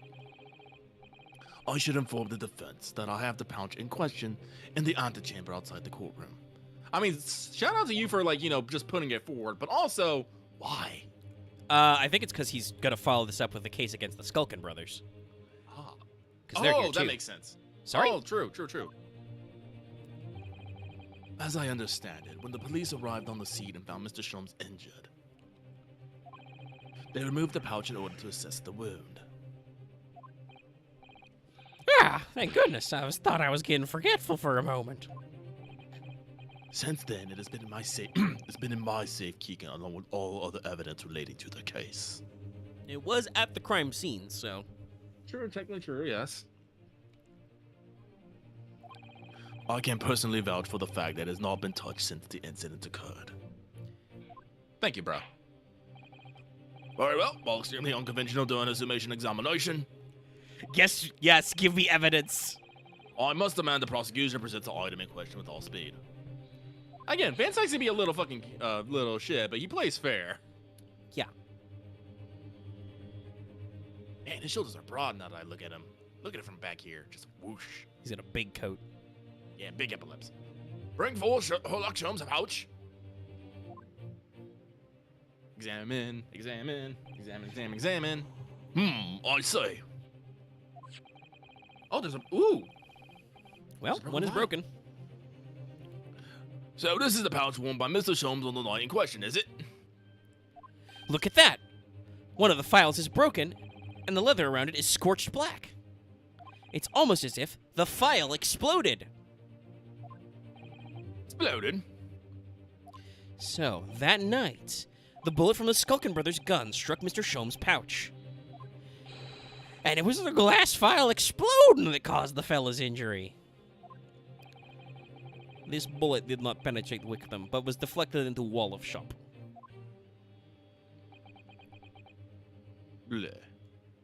Yeah, no, I guess no. It doesn't really, like, you know... A delightfully complex aroma. We need to investigate that pouch. Submit that shit. Submit it now. Well, it will appear one mystery has been solved at least. Lucky is literally vibrating over here.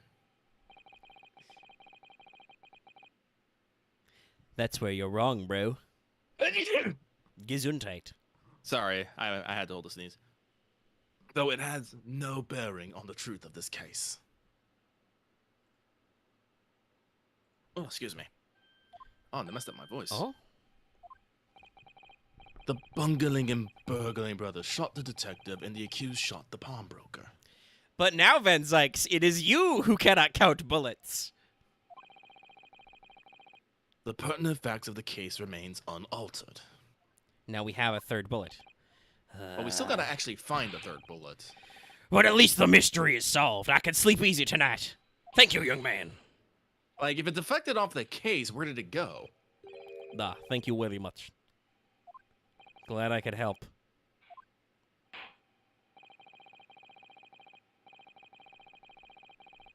Due to its bearing on the conundrum just solved, the court will sequester the scuffy pouch as evidence. Oh, this pouch isn't scruffy. Iris must have made it. Yes. Examine that shit. All right. Now, this is the mission examination. Hold that thought, Judge. Hold one. Okay, so we've got 2 chemicals. Can it be rotated? We can also rotate. This file has been smashed to pieces. Presumably, this is where the bullet struck. As soon as the bullet hit that chemical in the file, there would have been a really big explosion. What kind of volatile shit are you carrying around, Holmes? Probably photography chemicals. Probably. Actually, honestly. Yeah, if it's flash powder, that shit can. Well, I know that stuff can be incendiary. know if it I'm makes also it trying to remember, explode. like, if you have because he has instant photograph development too. I do believe that the emulsion fluid to develop photographs can also be volatile. Ah. A big explosion?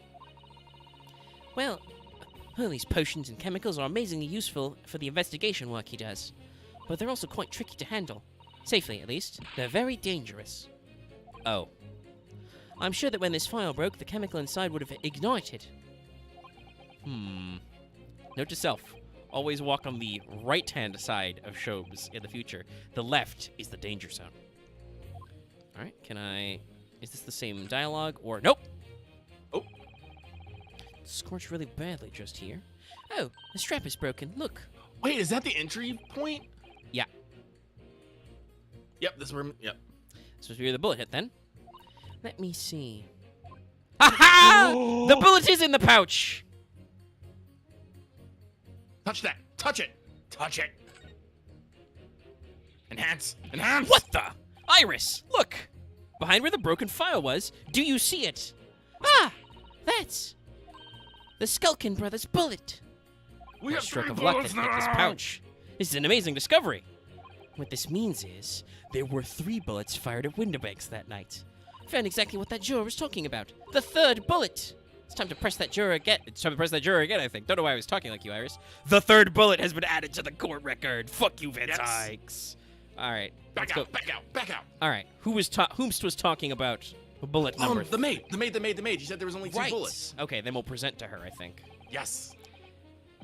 Please, my lord, a little more. Oh, what am I saying? Yeah, I don't know. I'm It's excited. okay, we're all I'm fucked up. excited, Amanda. Defense is somewhat struggling to alter opinion. Please, my lord, a little more time. After all, that's a new piece of evidence. It could have a valuable clue, which I already figured out. Yeah, we got it. Again, the game assumes that I will not... They give me the button, but I do not immediately get to do it. Okay, so... let's see. So, hold on. Yes. Yeah, but can I present? No. So I think I have to press her.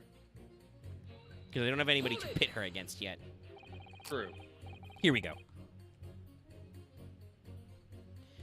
It's the number of bullets. Well, the other files are okay. I mean, there was an explosion, so I'm not entirely sure. But I think Iris technically meant a combustion, not an explosion. Yeah, no, if it just went up in flames quickly, you know, that's... I think it'd probably be more heat and light than it would actually. Like, it would probably have been... If you boiled the water in there, that would expand and cause the file to shatter, but that would not necessarily be enough force to break the other files, especially because they did seem to be, like, isolated by leather straps. It's the number of bullets. The bullet immediately got caught in the leather, so Yeah. it didn't, you know, rattle around. Only 2 bullets were fired, and the 2 guns that fired them have been examined by the police. When the parlor maid asks me how many are invited for dinner, I always tell her to count the table settings. Well, that's logical, I suppose. Although... Yes? Hi. Sometimes after dining, crockery does go missing. 1 or 2 guests rather like the fine china. Rude. Does your employer dine with thieves? So I suppose...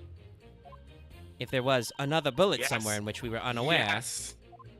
I'd have to reconsider my position.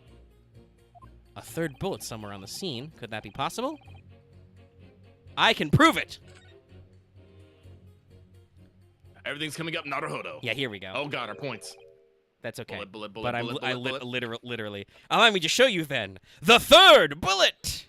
Take that! Just throw the bullet at her. Beat that cocky! Here it is. We discovered it just now.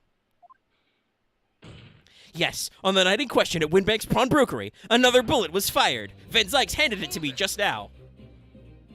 Ah, damn it, me! What is this new trickery, you Nipponese conjurer?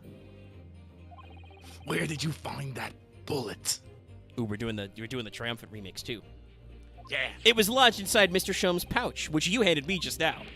What? He's Jojo pose a card. This pouch was removed from around where Mr. Shom's waist before he was taken to the hospital. And since then, it has been touched by no one. Isn't that what you said, Van Zykes? Do you mean to say the shot fired by the Skulkin brothers that night? Yes. As your lordship has surmised, it hit this pouch. But that makes no sense whatsoever. Yeah, in the prosecution's world. We already know the whereabouts of the bullets fired at Mr. Shums. I'm sorry, that was a lie. I don't know why I did that. It's clearly visible in this photographic print. Oh! 2 guns from the scene have already been submitted to the court record as evidence. Yes, that's Mr. Winterbanks and that belonging to the Skulkin brothers. An examination of both guns revealed that only a single bullet had been fired from each. Ah. But that must mean... That's right. We now know that on the night in question, 3 bullets were fired. Do I hear 4? Yes. Yes. However, only 2 bullets were fired from the guns recovered from the crime scene. And until that incontrovertible inconsistency is somehow explained, we cannot and must not pass judgment. Ugh. Order! Order! Order! While the summation examination remains incomplete, the court has been suited with new facts. Oh shit, we don't even have to do it. Fuck yeah. Facts that would appear to shake the very foundations upon which this case against the defendant has been built. Oh, bleh. As is my prerogative in this situation, I hereby temporarily suspend the summation examination. Okay, I think we need to keep that in note. The summation examination is merely suspended. You can't see me. I'm doing a victory dance in my fucking chair. By Jupiter! What? Bailiff! Bring the witnesses back to the stand at once. But I'm at the stand, Your Honor. I know. Get out of it. Get back to your Look at these you fuckers. shady motherfuckers. I mean, he did say to bring the witnesses back. You got to do this. You got to give. Oh, you got to go for soft. I was thinking you go for like Robot House witnesses. Governor. Were you listening to the proceeding while the defense carried out the summation examination? I always like low, cold anger better than hot anger. We was, Governor, we was. Perhaps we can dispense with the tedious preamble. Simply answer this one question. A third bullet has been identified at the scene of the crime. What do you make of that? Mike of it, Gov. I don't make nothing of nothing if I can help it. I'm making you a little quiet all of a sudden. Sorry, I think I leaned away. How do I sound right now? Oh, very quiet. Still. That's really weird. You're getting quieter. How is that possible? I don't know. Chat, I can hear you, but barely. follow me up on this. Am I actually quiet? All right, now you're loud again. Okay, that was weird. That was very weird. Maybe the time-space continuum was disrupted. Hold on, let me make sure. A little bit. Okay. I've double-checked with the pop filter. The microphone is correctly pointed at my face. I did lean away to blow my nose, but... I'm at it, like, people in the stream saying it's everything was fine on their end, so it's probably Okay. just my Discord connection or something then. All right. Is it one of yours? Go blimey, Gov, go blimey, not a chance. In that case, did you have an accomplice? Did he perhaps Jojo pose? What? Eh, what? Never! Skulker brothers work alone! Except for our other brother we haven't talked about. Just the two of us. That's our trademark. Yeah, except you alluded to something at that. How soon we forget poor Sulky. Only 2 of the bullets from the crime scene originated from the firearms we have in evidence. The 3rd bullet was fired from another gun. Where is it? Nummy, that's an head scratcher.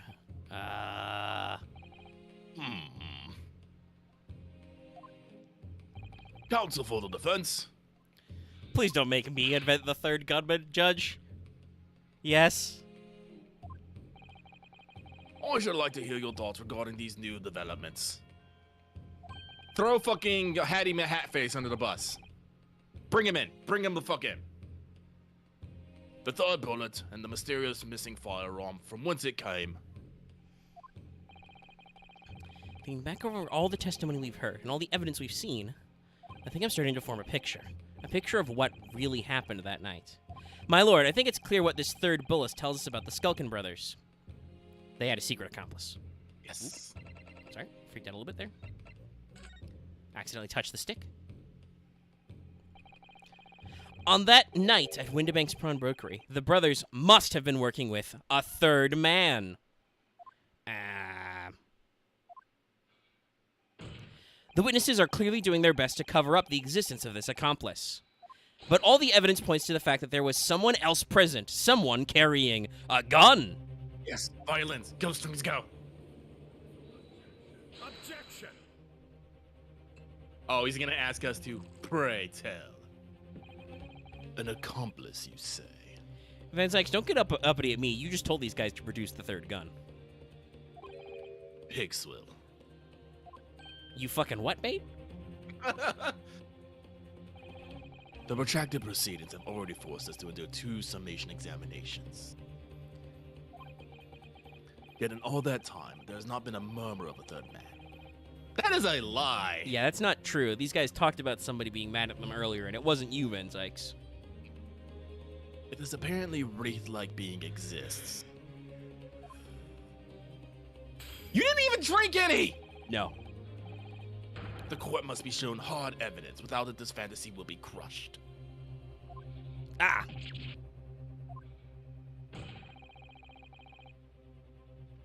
The prosecution demands answers on 2 counts. Firstly, proof, evidence that this accomplice was ever at the scene of the crime. Well, I think that's our blood profile. Yeah. And secondly, the identity of the spurious character. Oh, well, that'll be, you know, Jojo McWhite Boy. Yeah, Jojo. Eggs Benedict. The skulkins are lying, I know that. But how can I ascertain the identity of the person they're hiding? Well, counsel. Supposed to prove the existence of this accomplice and reveal the person's identity, even. In response to the prosecution's demands, my lord, the defense is ready to present answers. We got 3 life points left. I can do it. The defense is ready. I believe I can provide all the answers the prosecution demands. Alright, so So, my Nipponese friend, despite the swimming eyes, you seem to think you have something to say. This promises to be interesting. Game face. I have to push forward now. There's no other option. I need to use every single piece of evidence available to me if it will make a difference. That's why I have 3 pages of them. In that case, counsel, I'll ask you to present the evidence without delay. On the night in question, in the moments leading up to the death of the victim, what proof have you that there was a 3rd intruder present at the scene? All right, I am still going to save for caution because I really don't want to lose any more life points. So I'm pretty sure it's the blood on the calendar. Yeah, so it should be, and I don't think we have, let me just double check, we don't have it as a separate, no, we don't have it as a separate line, so it will be our blood sample portfolio. The evidence is right here, in this portfolio. By Jove, that portfolio again, is it? Yeah, Your Honor, since we proved that Mr. Sholmes wasn't struck by a bullet, you know that picture we showed you earlier? There's still blood and a bullet in it, at the time when the date was changed, so. Yes. Do you expect the court to rifle through your papers itself? Be more specific. Gladly. Can you actually go into it? No, he's going to ask us which one it is, and we'll just point at it. Oh. You claim one of these blood samples proves the presence of a 3rd intruder. Well, which is it? Nope, it was that one, yep. Technically, we're using a piece, but, you know. What am I looking at here?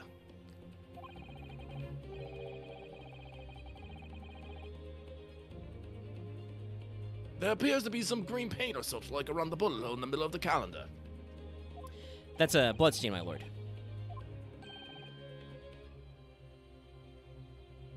A bloodstain?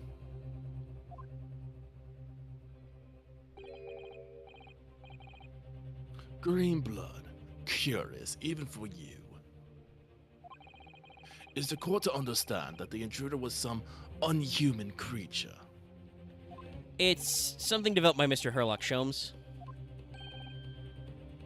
By the great detective! You'd think, considering these guys are such fans of Herlock Sholmes, they would be more receptive to us. No invention. Stop. Not yet a pen stories. Stop. It's this, you see. It doesn't have a name yet, though. This fogger sprays a chemical that reacts with different elements in people's blood to change its color. Different elements of people's blood? Yes, everyone's blood is slightly different, you see, because it's made up of different elements. I can't say DNA theory, though Mendel has been around for quite a long time, but I'm trying to remember all 3 people, because technically Watson and Crick stole and or took credit for a decent chunk of the DNA research. Because the 3rd person was, gasp, a woman. So by seeing what color it changes to, you can tell in a flash whose blood it is.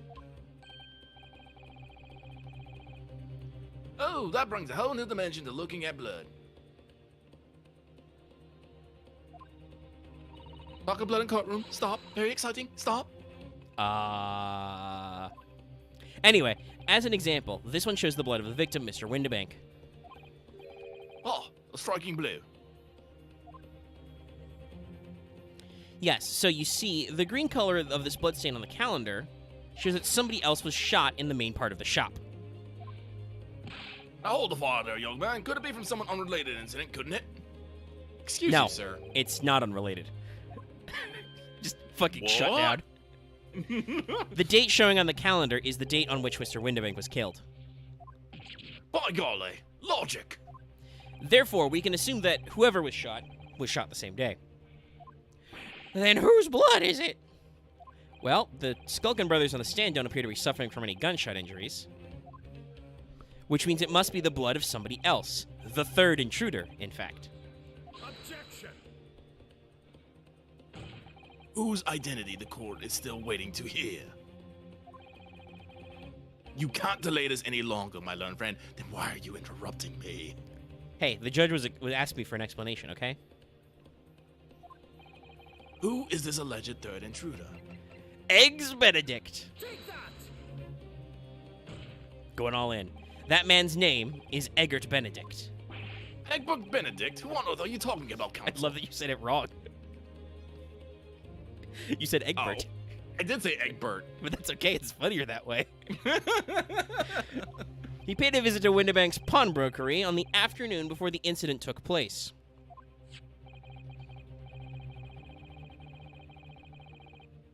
When the accused attempted to deceive the pawnbroker into releasing this article into her possession. Excuse! It was not deceive. That's right. Don't you agree with that? Kind of. The man, identified by the defense, Mr. Eggert Benedict, then attempted to take the article from the defendant by force. Oh shit, I have to remember how to do this voice. It's a little nasally, and it's very high. It's up here. Broker! Oh, yes, sir. I believe this filthy pocket thief has just redeemed an article from you, no? Yes, yes, The article in question belongs to me. I demand for it to be returned at once. Oh, that's a law. What are you trying to pull? Give me back my overcoat, you wastrel. And, needless to say... Watcha! Any music box discs, too, or I shall have to destroy you with the power of my stand. Inspector Gregson was there at the time and can attest to what happened. In the end, it was the inspector himself who took the disc. Corroborate this account, Inspector. Well, yes, my lord. There's more or less what happened. And in the interests of being thorough, I asked Windibank for a print showing the fella. Thank you. There he is, 11 a.m. Taken from one of his red-handed recorder gubbinses.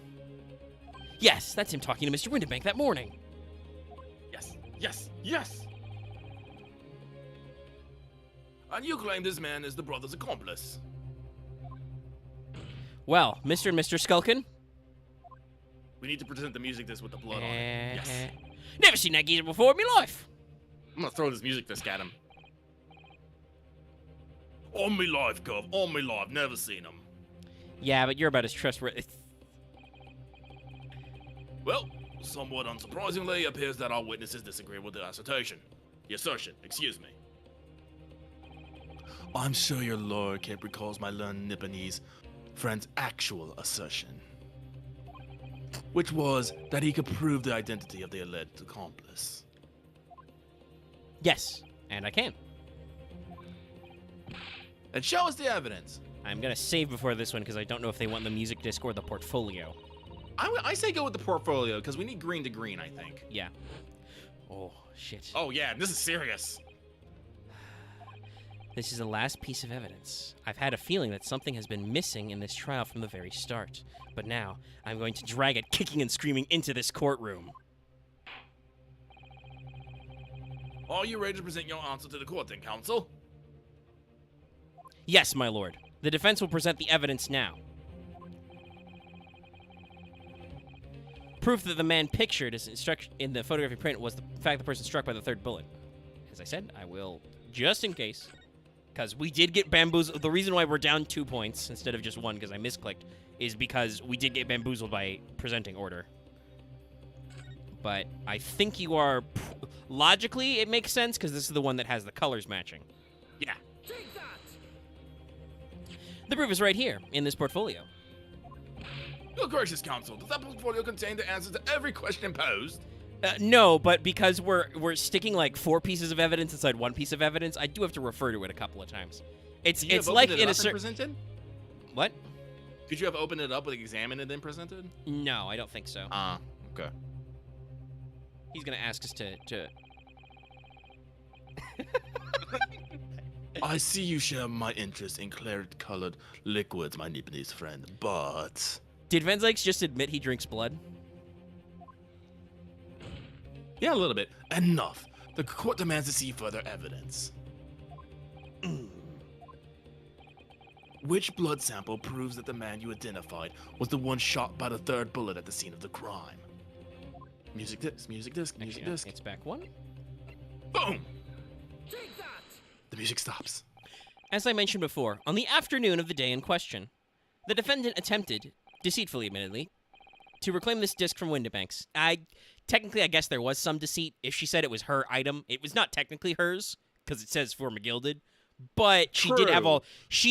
I do not say that she tried to force it by any means, because she had all legal ways to acquire it. Yeah. I mean, I guess if someone, like stole a ticket and listened onto the password and just so happened to have the money, they could technically illegally gain an item, but... Yeah, that's still... By law, that is still an illegal access. It's like if somebody fishes your credit card information. Yeah. It's still not their credit card and their money to spend, but it's a different sort of deception. Yeah. Which is when the aforementioned Egbert Benedict, I remember this time, appeared on the scene, I believe. The man then attempted to pull on the article from the defendant's possession, no? That's correct, my lord. I myself was present at the time. What a fancy coinkydink. It was following this that a minor incident occurred. Flashback, back. I'm pretty sure this dude had a gun cane, I think. No, I think didn't he just draw a gun, or did he have a sword? I feel like he was gonna do something with his cane, and I feel like it was a gun. Maybe But of he was course, just gonna PRS. here is the disc for you. Yes. Very well. Oh, Then yeah, I you shall- did this time. Bid you farewell. Say goodbye to style. Wait a minute, that disc is mine. Rawr. Ah, Oh, what do you think you're doing, you little tramp? yeah, okay, this is where was he was injured. You've drawn blood, you filthy animal. I remember that. Yeah, I remember that. That line was in there somewhere. Yeah, I couldn't Being a remember music exactly. box disc, it has countless small but sharp metal protrusions all over its surface. Those protrusions caused Mr. Benedict's finger to bleed. And the resulting smear of blood is still visible on the disc right now. Goodness, a bloodstain, is it? My assistant and I have just analyzed the bloodstain here in this very courtroom. Using my trusty fogger gun. My trusty kitchen gun. Blam, blam, blam. Yes. And we added the results to this portfolio. We Is that literally did iron? this in front of you, by the way. I say.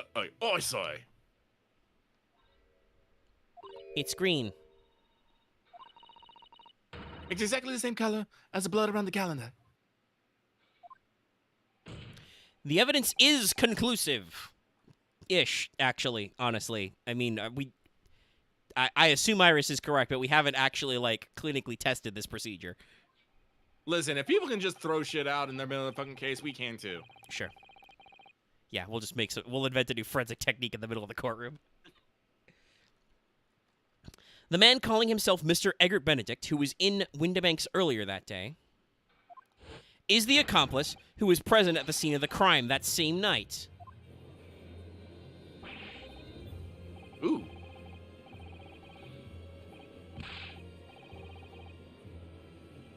My lord, it is the opinion of the defense that Mr. Egbert Benedict should be summoned to the courtroom to testify.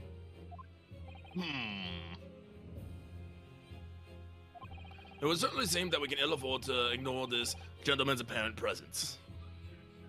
Objection! This has gone on long enough now. This flagrant ignorance of the mechanics of law. Yeah, he's gonna call into question the validity of the technique, isn't he? Oh, he's going for his third one. Jesus Christ.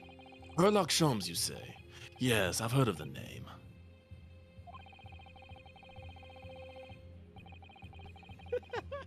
Oh, Dennis Burnett said he did draw a gun. Okay, maybe I don't know why I'm thinking cane gun.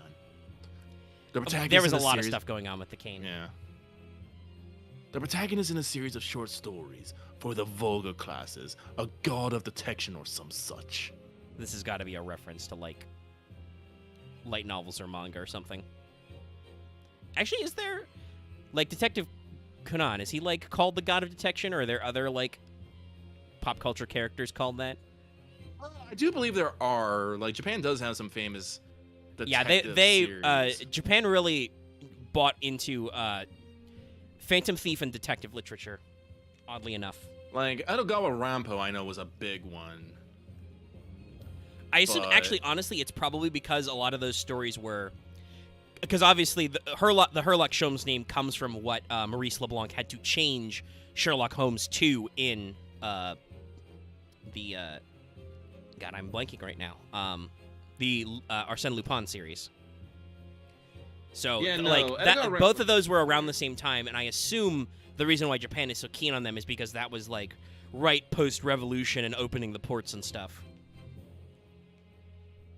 Oh. Sorry, I'm looking at... Oh, wow, I am an idiot. What's up? I just realized fucking Goro Akechi is just literally a play on Kogoro Akechi, who is the main character of Rampo's detective novels. I feel dumb. Yeah.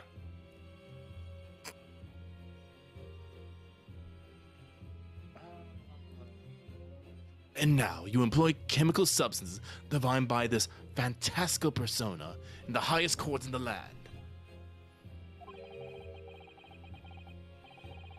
Do you expect us to take you seriously? The samples made by this plaything are not fit to be called evidence.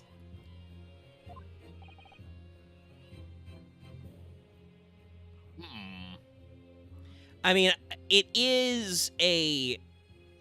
this is a valid question. You do not normally get to invent new types of evidence and present them in court.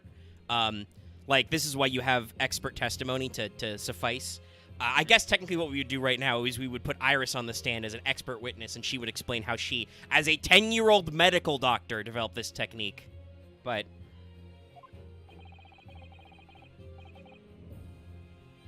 So the bloodstain turned a shade of green. What of it? Here's to you successfully proven that no other blood in the world will turn the same color. he does have us there. Yeah, no, I don't think they actually understand how Well- blood types work. Oh, the boot! Oh, shit! And pray, do not even think of suggesting that we should take Mr. Sherlock Holmes' word for it.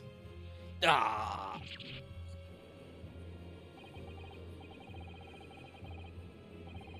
Oh, shit, what's gonna happen? What's gonna happen? Where are we going with this? Damn it. I knew it would come to this. Of course, Mr. Sholmes' invention isn't going to be recognized by any official body. But what other choice did I have? I'm just remembering what Father Christmas over there said before. About how he was temporarily suspending the summation examination. Ah! Yeah, Van Zyke says that we don't have to prove shit. We can just get the jurors to buy it. True. In other words, the examination isn't over yet, is it? Good grief, what did you just say, young girl? Did you just call me Santa Claus? And in a summation examination, the decision as to whether or not the trial continues is in the hands of those 6 jurors, isn't it? Bleh. So, the way I see it, it doesn't matter what certain other people think of Hurley's invention. At least, not for now. Yes, she's right. Young lady, you have quite a devious mind. Dude, I'm a fucking doctor, and I'm 10 years old. Do you understand how this works? I'm a goddamn genius.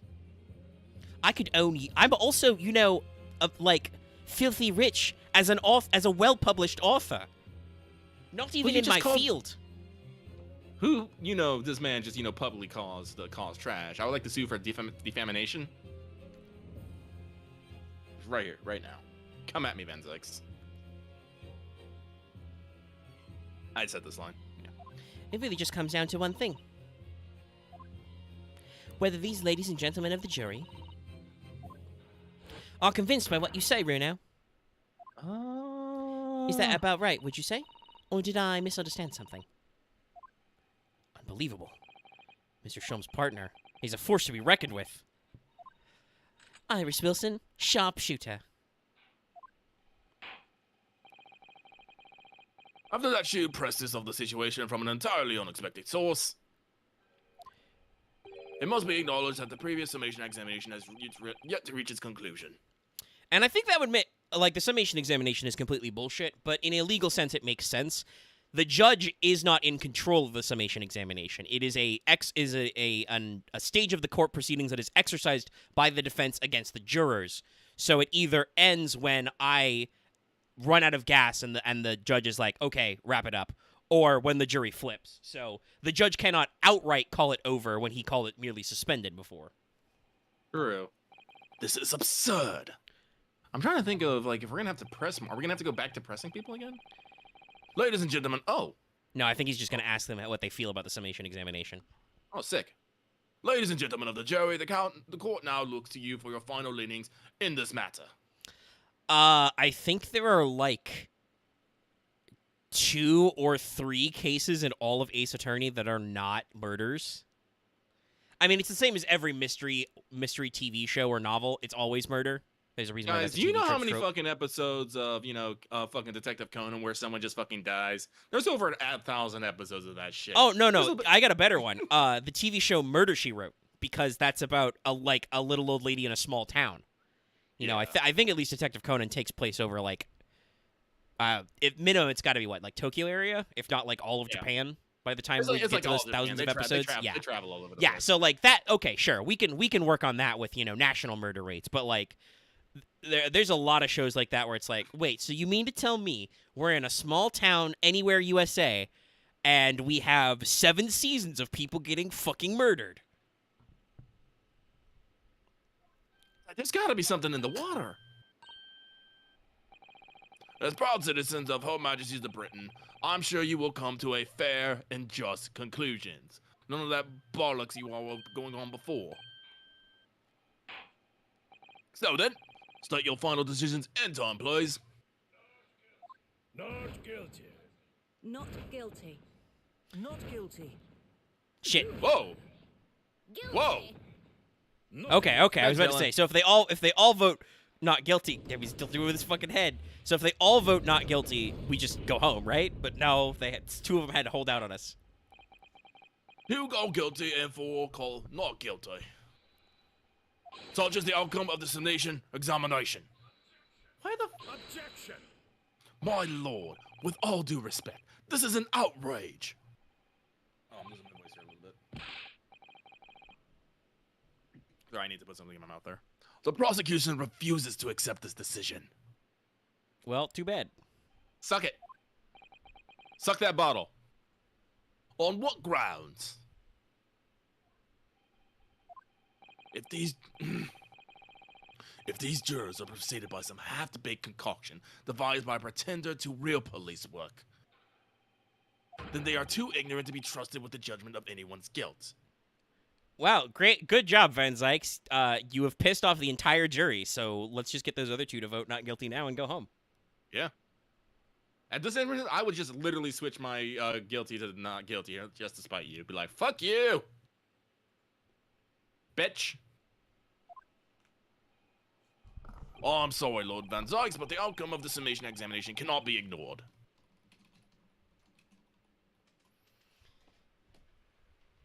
Yep. This trial will continue. Ugh. Ugh. Ugh. All right, summon the boy. This will be a to be continued. Nevertheless, we found ourselves in a rather awkward situation. Yeah, his name is fucking Edberg Benedict. Who the fuck is he? The defense has very reasonably requested the subpoena of a new witness. But sadly, I feel that will be impossible. What? The name of the gentleman gave for himself, Edgar Benedict, is quite clearly false. Correct. Oh, Rianosuke, you didn't realize it. I Oh don't my believe God. it. Just when I'd managed to prove the man was there at that night. Holy shit, I want some Egg Benedict now. Hollandaise sauce is amazing. Whomst? Who wants to say something? Who was that, please? Who spoke? Nani the fuck? No! It was me, my lord. Juror number 5? Fuck? What do you have to say, madam?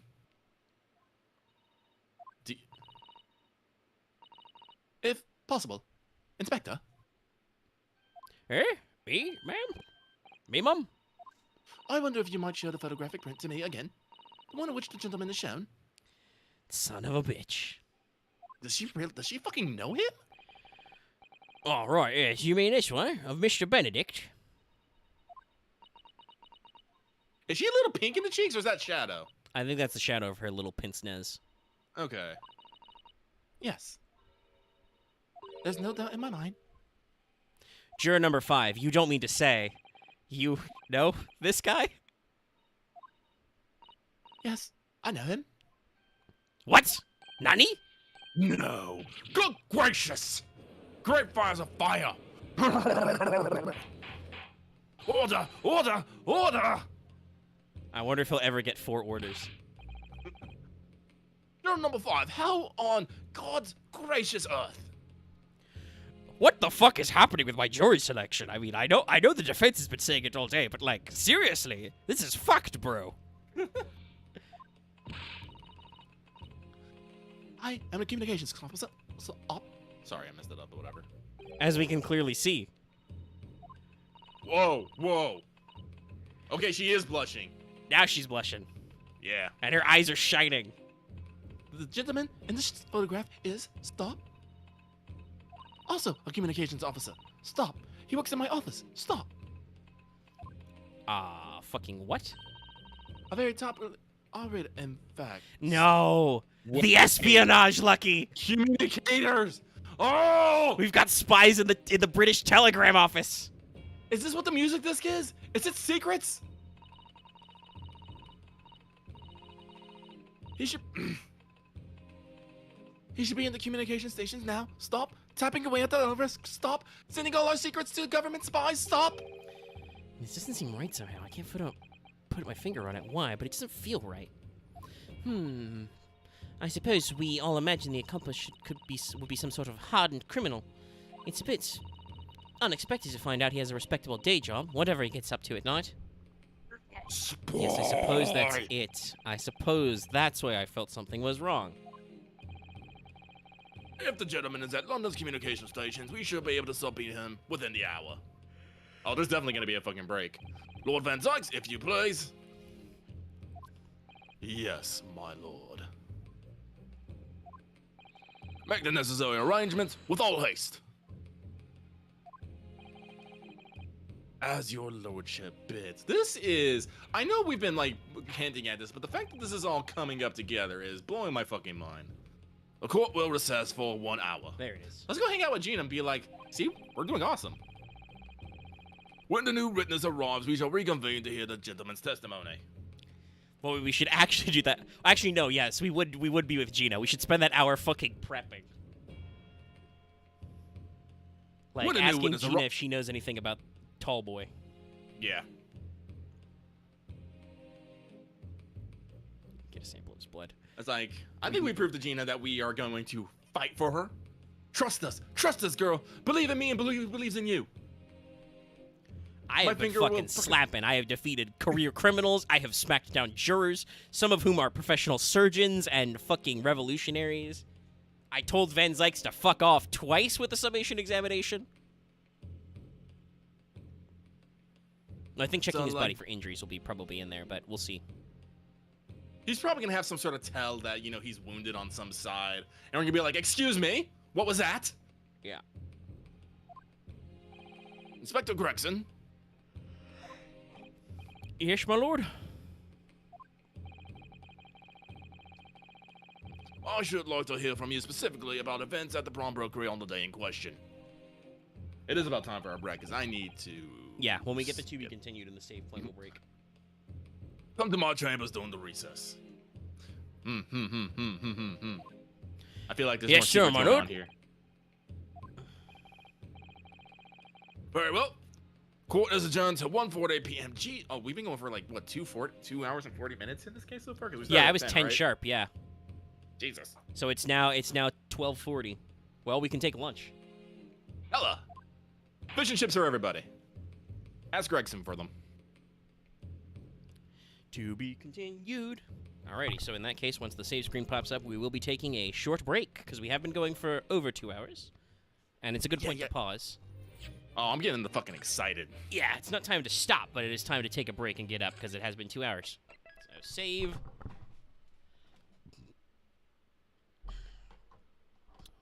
I will switch to the standby screen, and I will be right back.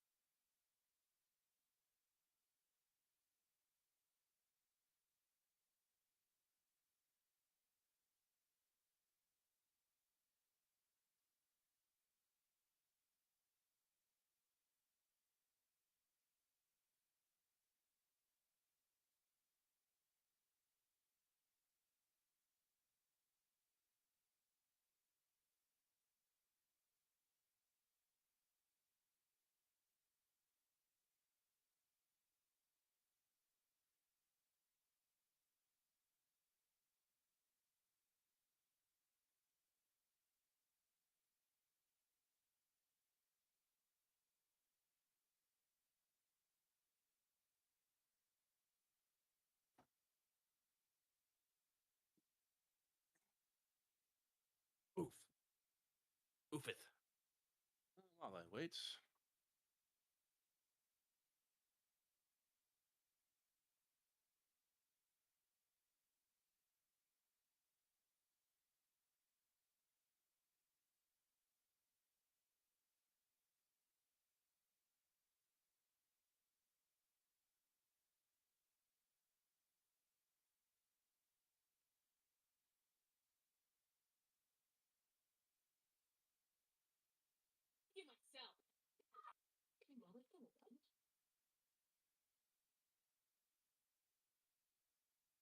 Ah, okay. Actually, shit, no, wait.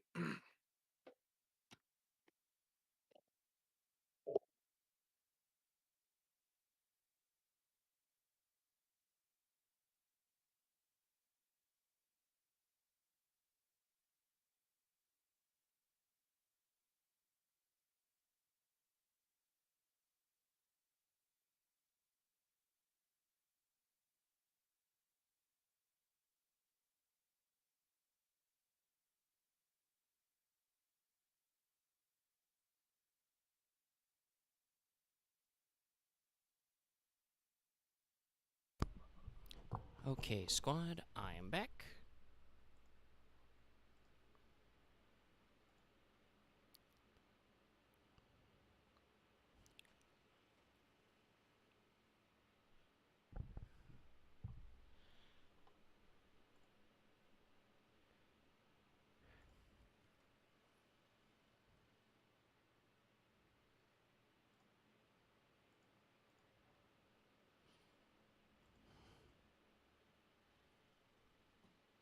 All right, I'm back. Okay, we're all back. I am full up on water. Same. And I have candy. Nice. No, for my birthday, one of the things my parents gave me, they just gave me a box full of like little bite-sized candy, and I was like, ooh, treats. Nice. Yes. All right. I have checked Twitter. I am come back now. That's where my controller is. Very good to have that. So. Let me get back into position. Okay. Let's get back to it. 17th of April, 12:41 p.m. The Old Bailey. Defendant's antechamber. Okay, well, so we are going to talk to Gina, I guess. Sick! Ah, Gina, how are you holding up? Starting to feel quite warmly towards her frequent cold shoulders now. Ginny, are you all right? Why aren't you saying anything?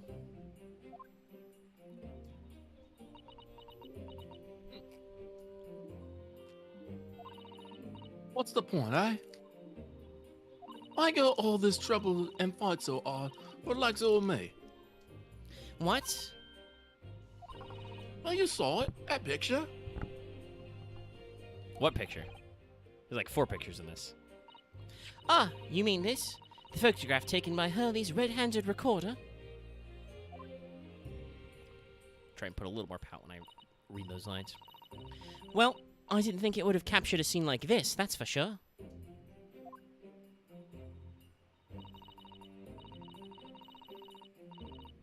Hopeless. Anyone sees that, it's gonna think I did it, ain't they? Well, I won't pretend it wasn't a bit of a shock when the prosecution first presented it to the court. Surely you gotta have your doubts about me now. You can't think I'm still innocent. Yeah, this is just. Of course like, I can. This is just like those things children would do. Will just keep pushing to see how far they go until someone breaks and they'll be like, "Aha! You did fucking break." Ginny, why don't you talk to us? Tell us what really happened that night. Ow. Eh? Sorry, I had to adjust my headphones. Rena's cleverly managed to piece together a lot of new information, but still, we'd really like to hear it from you. We're gonna finally thaw that heart. Yes! Alright then. I'm gonna bet her story is like, I got in the thing and then he thumped me over the back of the head and I don't remember anything. But we'll see. It was after we had that dinner together at your place, right, Iris? Then we all had a chat up in your office, didn't we? Correct? Yes, I recall. Flashback, back. After that, I couldn't just get to sleep. So I slipped out and went down the street to the 2-1.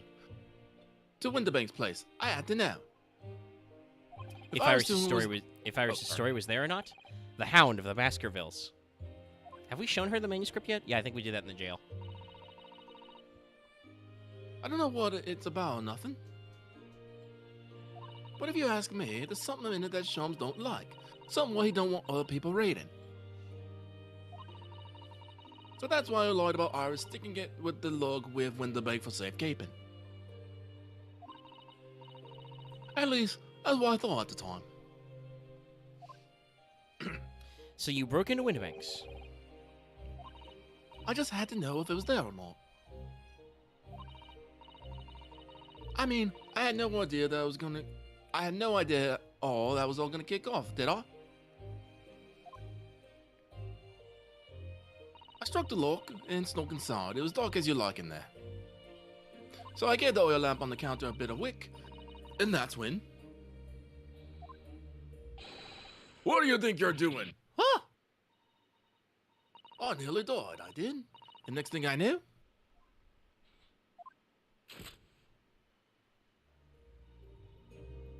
I grabbed the gun off the counter and was waving in the air like, I don't know what. Hold on. This goes back to our early theory, because the baddies also said he came out of nowhere. Is there another entrance to his pawn shop? Does he have another room? I don't know, but or he might be quicker than one thinks. Yeah, I guess, because like even Gina's like, yeah, he came out of nowhere.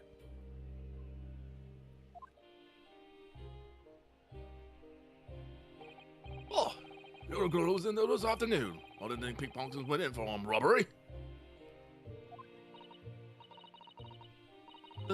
The manuscript.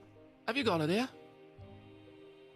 Did Sholmes leave a load of paper? Oh, No. Did Chums leave a load of papers with you? A story? I beg your pardon. The end of the... something like that. If it's here, I want to see it. I'm sorry, young lady. Oh, but I'd sooner die than releasing an article belonging to one of my customers. I don't want it. What would I do with it anyway? I just want to see it's here, that's all. Oh, you want to see it, do you? I want to know if Chums really pawned it here or not.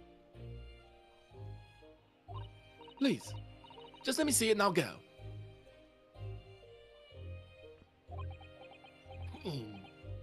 Oh, very well then. But for pity's sake, stop waving my gun around, would you? I don't know why, but this makes me feel very sad. Well, yeah, it just seems normal. So Also, the then music old is co- sad as fuck.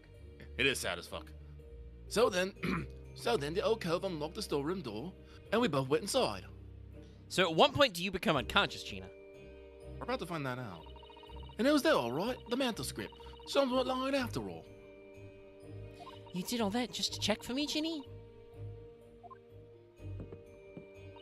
Anyway, then there was a bit of a kick-up out in the main bed of the shop.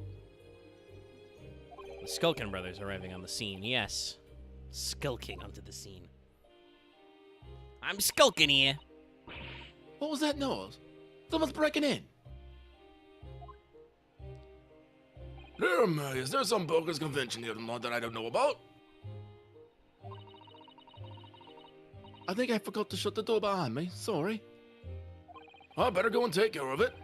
Could I possibly have my gun back? Oh, well, I'll come with you and... Now, don't be foolish, young girl. You must stay right here. Don't leave this room under any circumstances. Oh my god, my heart. And with that, he took the gun out of my hands and walked back out into the shop. Even if he was a fence, Winterbank was a good boy. He was a solid guy. Oh god, Gina's gonna have PTSD. Yeah. Oh, that's probably why she's fucking, like, little fucked up about this. Because this, talking about being in the dark and straight in her ears. It's like that last time a guy got murdered right there. I hung back in the storeroom, like he said, straining my ears in the dark to hear what was going on. It sounded like they got into a bit of a scrap. I started to think I should help, see? So I was just about to go out to the storeroom myself when... Two gunshots. Bang. He shot me down. Bang, I heard a bang. couple of shots go off. Two, I think. Almost at the same time. And then there was, right at my feet, laying fast down on the floor. I was right next to the storeroom door, so I slammed it shut and locked it quick as you like. Because you thought whoever had shot Mr. Winterbank might come for you next? Yeah, so I went to grab the old cove's gun. I figured I'd put up a fight at least. But when I got a better look at him, I knew.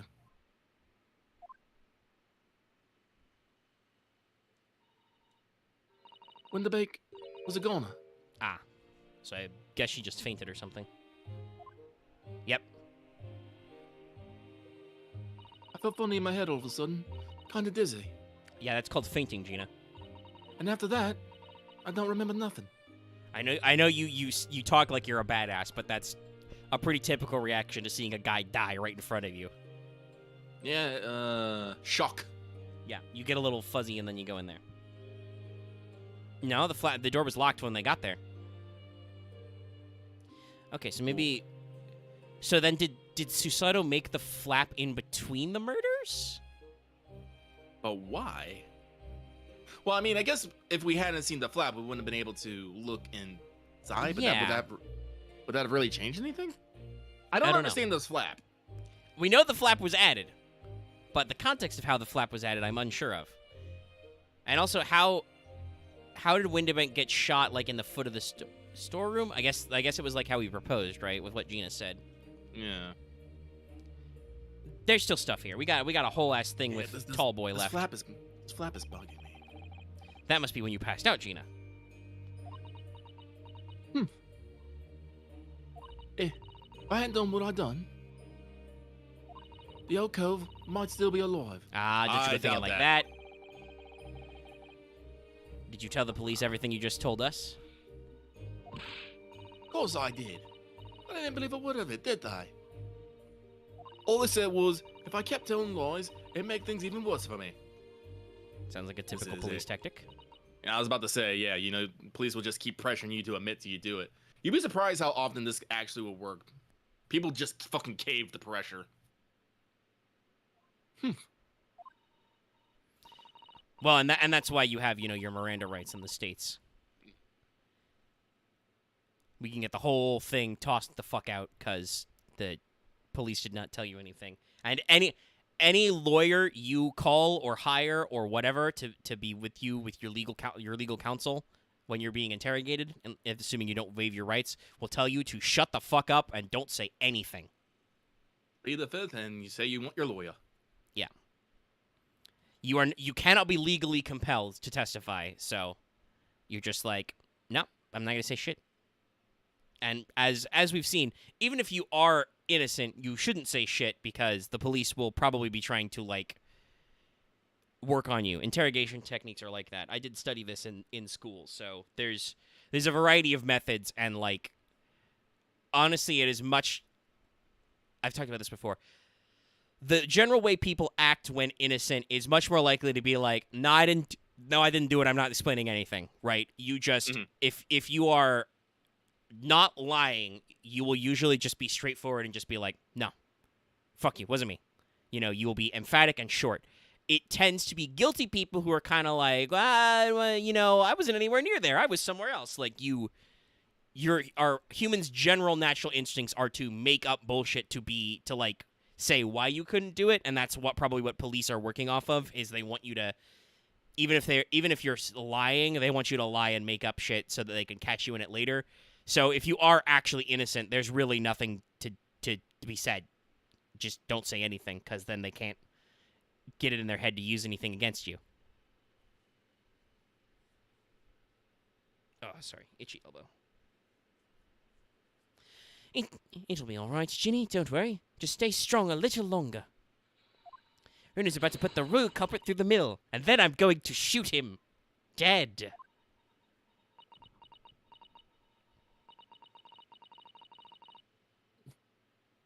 That cove what was there this afternoon?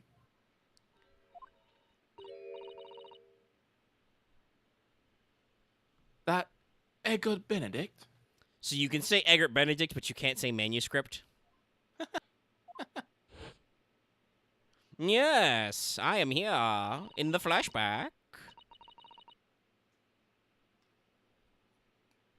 I still remember how he looked at me. Like I was nothing. Oh, He was there that night. How do you know this? probably heard him talking. We don't know his real name yet, but I'm convinced that he's involved somehow.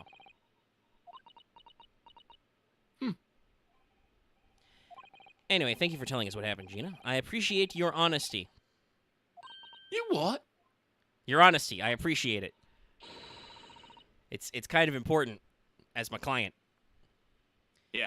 You can leave it all in Runo's capable hands now, Ginny. Now, technically, I've heard of everything from actual lawyers. You should not ever ask your client if they done did it, because that can put you in sticky situations if you ever get outside of the umbrella of confidentiality.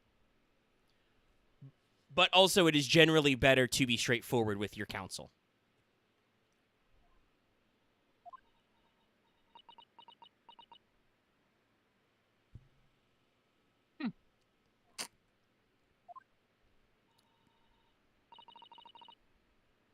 Mr. Nara Odo. Just can you say Ryu? No, but I can say Ryu. God damn it. Yes.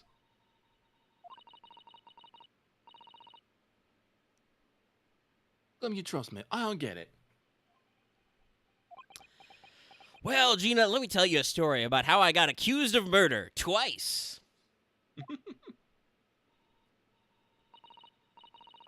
I mean, have you happened what happened here before? Come on, it was only 2 months ago.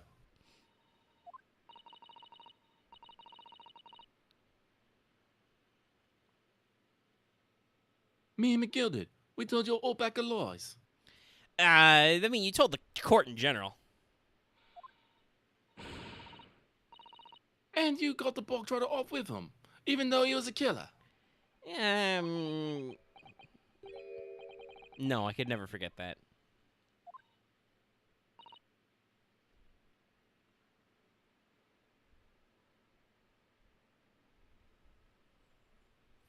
Oh, oh, oh. Oh, oh, oh. The right stuff. I did what I thought was best at the time. But the pain of that error in judgment doesn't get any easier to bear. Still, don't forget that I also made you a promise. I told you that I'd be on your side to the bitter end, no matter what. But what if I'm lying? She really just wants to find a reason not to trust you, or Yeah. have you not trust her or something. Yeah. God, I wish I knew the term for it. I mean, this is happening with a lot of characters in this case. We have a lot of people who are trying to, like, confirm their worldviews. Yeah. Like, Gina's trying to Yeah, confirm her that's that- worldview that, you know, all adults are shit, etc. Nobody likes her and trusts her. Van Zykes is obviously, you know, kind of going for an once a criminal, always a criminal type thing. Even Ryunosuke is trying to prove his worldview about justice and shit, but, you know.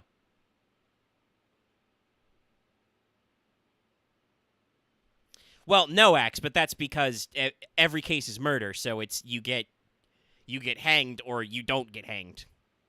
Hypothetically, yes, you could try and, like, it is a weird thing, and I think it's too much splitting hairs. Games could be like, okay, well, you killed a guy, but it's self-defense, so, like, you know, we declare you're not guilty of the crime, or we say you're guilty of a lesser charge, but that's way too finicky for these games. Like, they never go, okay, we are trying, you know, Gina Lestrade on the count of, you know, first-degree murder of Pop Windabank, second-degree murder of Pop Windabank, and third-degree. Like, she's not being charged with different degrees. It's all or nothing. You could, I mean, they have done plea bargains. It's just usually shitty, because that's for being guilty. But also, I think they are trying to avoid the problem that real-life lawyers have, where by defending a guilty person, they're probably, you know, guilty of something, as it were. Like, as in, if they are legally liable for something, they've done something wrong. Like, even self-defense is technically an affirmative defense by the logic of, yeah, I did it, but it's not a crime because self-defense exception.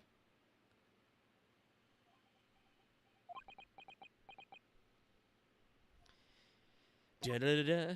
Sorry, I was thinking of something else. I was once in your position, Gina. I was the accused in a trial. Also, I was accused of another thing, but that wasn't a trial, but I was very nearly thrown off a boat. Anyway. Oops, sorry, I skipped your line. Okay, you got it. That's fine. Before I left Japan, I was accused of murder. And strange as it may sound, the circumstances of the crime were pretty damning. I also have a strange compulsion to pick up guns I find up on the floor. We're kind of alike that way. I was sure that no one would believe it wasn't me who'd done it. Who done it? That was my flashback. Oh, Runo. But there was one man who stood up for me, who believed in me, and was prepared to defend me. Give me that Asogi thing. Yeah. Yes. My best friend. We're gonna do, this dramatic shot. Ryunosuke, no one believes in you more than I do. Leave this to me. All you need to do is put your faith in me, and I'll do the rest. It's me, Flashback Kazuma. I was feel so my happy, justice I meter cried. rising. But even then, somewhere inside me, I couldn't help thinking, surely he doesn't really believe in me. Not completely. I'm tearing up slightly. Gasp.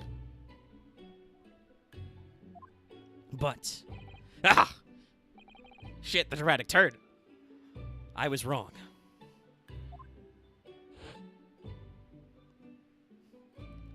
Remember the good times? As soon as my trial began, it was obvious.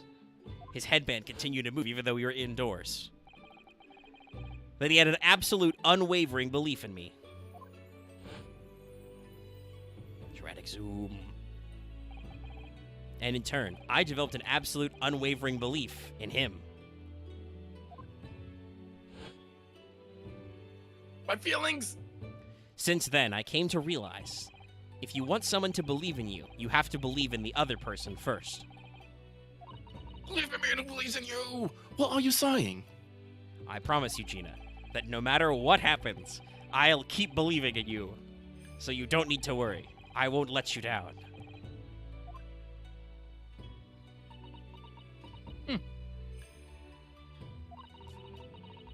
Even though I'm a diver and a no good liar. You're not like McGilded. I know that. Gina, let me introduce you to a little something called, coercion. If you do crimes under the threat of scary money man, you don't really do crimes. He did those crimes. He just made you do them. It's a whole thing. I think you'd still be trying for being an accomplice, though. Yeah, it depends on the context, but, it would be the same as the thing we're arguing. We would argue an affirmative defense. Yes, Yeah. Gina Lestrade committed perjury, but did you notice how she's a poor orphan and Magnus McGilded has a park named after him in central London? What the fuck could she do? Ladies and gentlemen of the jury, rest my case. Boom. Slam dunk, go home. That's if this right. man came at you and started flipping coins into your eye and threatening you, what would you do? She just heard him, if not physically observed him, shiv a man. So, what there the are dead fuck? bodies involved. That's right. You're our friend, Ginny. Iris? We know you better than you think.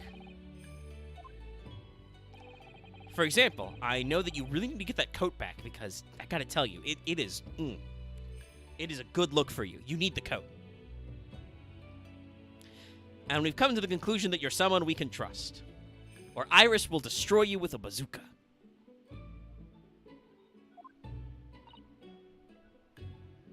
Oh yeah, no. The bailiffs don't say shit in these games. It's even funnier in the original Ace Attorney games when you go to they have the little two-way glass cell, Lucky, when you interview people who are in prison. There's a police officer standing behind them at all times, and it is very awkward for certain conversations with people who are accused of No, I'm just gonna believe that the bailiff is just like, fuck yeah, you tell her. Yeah. I'm just gonna believe that he's on our side. He's just not gonna say anything. I mean, he's witnessing this speech. He can hear the music swell. Yeah. Yes. That's really all we need to know. Exactly. I'm here for moral support. Mr. Naoto,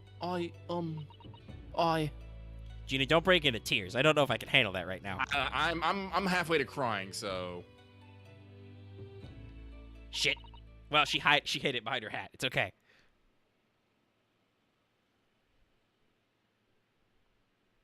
I don't know if me sniffing my nose actually coming. Oh, across. no, it did not come across on the mic. Damn it! An attempt was made, though. An attempt was made. Defendant Gina Lestrade and her legal representative. I'm really sorry to break this up. I'm tearing up over here and I can't take it anymore. Court proceedings are about to resume. Please head into the courtroom immediately. Yes, of course. Thank you. You can do it, lads.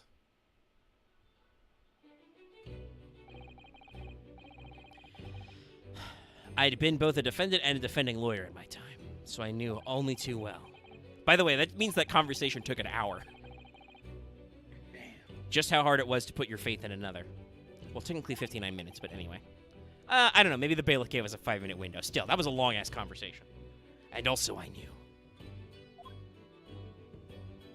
just how hard it was to bear the burden of another putting their faith in you. This is it at last. The final chapter. The final battle. Wish me luck, Susato-san.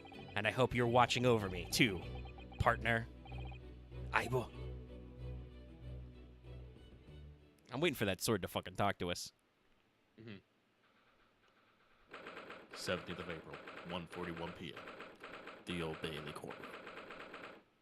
So I think the game is calling it shot that this is the final courtroom segment. I do not know if we will get through all of it tonight, though, because we are already at 2.5 hours. And I am sure there will be a lot of bullshit with Jojo Man. Oh, probably. I hereby call this court to order as we resume the trial of Miss Gina Lestrade.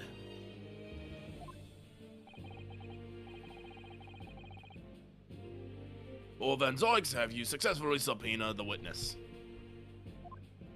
The subpoena was delivered to the communication station, where the man works immediately, my lord. However, the heavy rain had delayed the arrival of his carriage, it would seem. He's hiding his evidence. He's hiding his fucking evidence. I say. Then let us turn our attention to Inspector Gregson's presence of the case heard by the court this morning.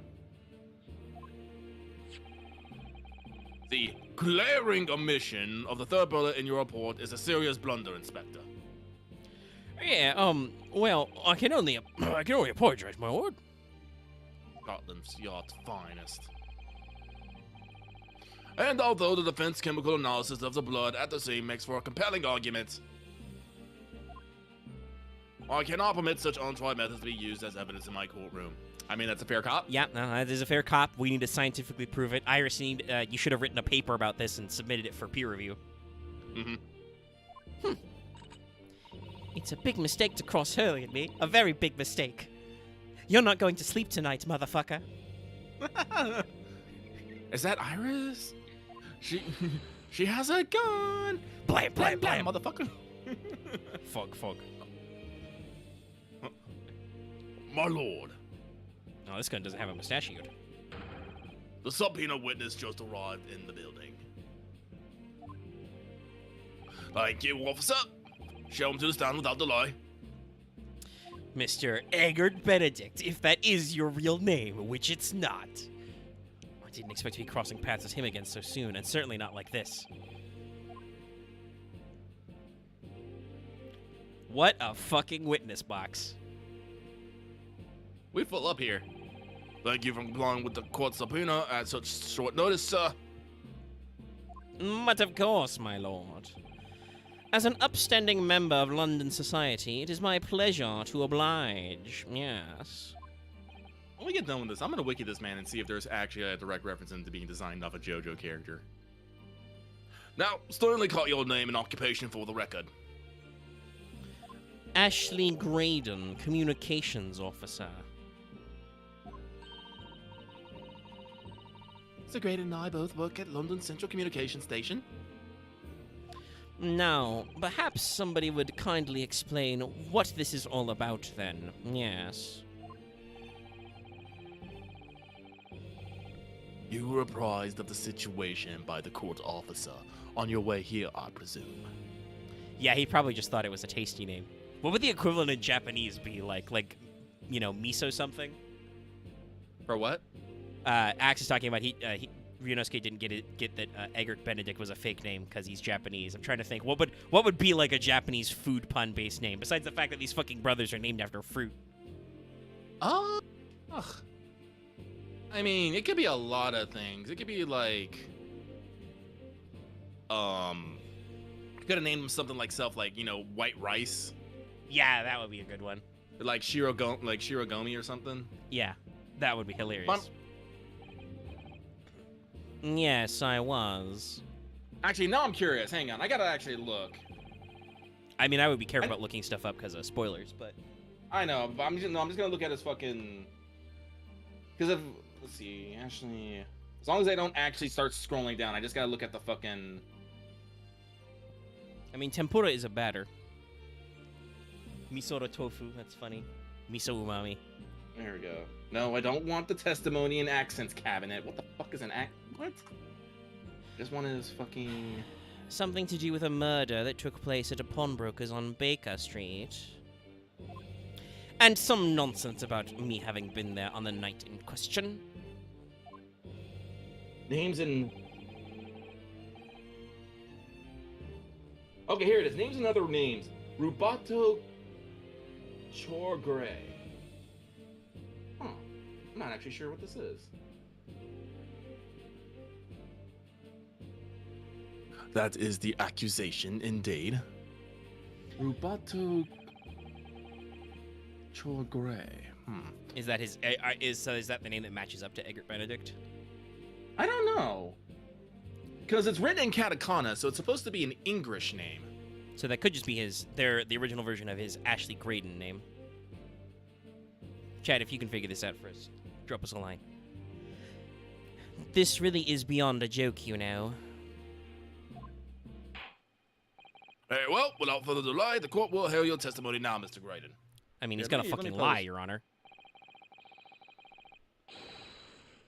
You will respond to the accusation made against you under oath. Not that oaths actually mean fucking anything. Ah! You're only. Whoa, shit! Gladly, my lord. Gladly.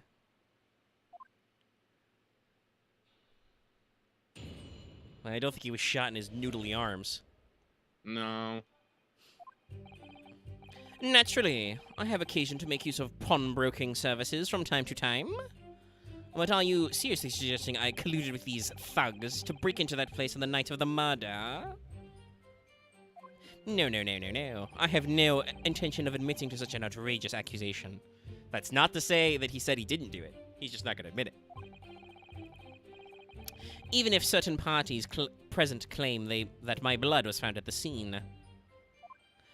Some Scaramouche detective's homebrewed tincture can hardly be taken as serious evidence. Yes. He technically didn't say anything that I think would be construed as a lie, but he didn't actually. You're on. Say- Don't you ask that clarifying question. Actually, maybe you do. So, you deny the accusation completely, do you? I must say, I am dismayed. That's not a denial. For the highest court in the land to be swayed by this self-professed detective's toy. It was the will of the jury, and our great British justice system demands that the jury's will be upheld, even though they're fucking ditzes. That's right. I mean, you heard me. to be fair, right now, with the way this guy is, he is a... Like, if Van Zyke genuinely wanted to present a case against Gina, there's no way he would let this guy take the stand, like, right out of being subpoenaed, and without prepping him, because the jury would hate this motherfucker. Mhm. This is a legitimate thing. You are careful about your witnesses when you call them and how them, because the jury will just hate their guts, and because they are humans and they are allowed to do that, this can totally turn a case. Like, if we were under normal jury circumstances, we'd be fine, because everybody would be like, oh, this posh motherfucker did it. Have you seen him Jojo pose? Like, for realsies, if you saw a dude Jojo pose on the stand in real life, you would be like, he did it, he's done it, he's the bad guy.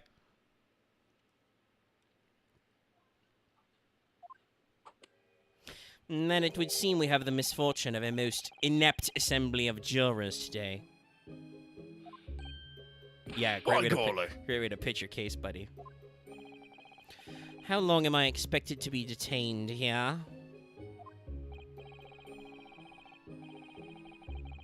If, following the defense's cross-examination, your involvement in this matter has not been established,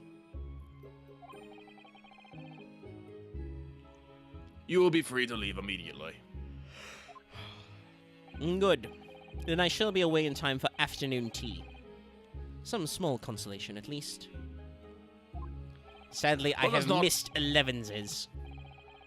Let us not hold up grade on any longer than necessary, counsel. Proceed with the cross-examination.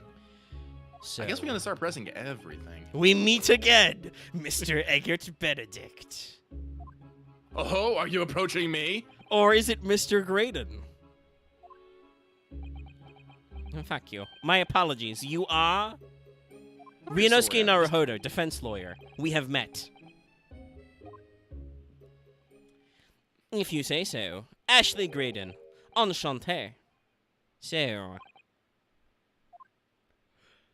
Shit! Oh God, hat! He threw his hat at me. Ah!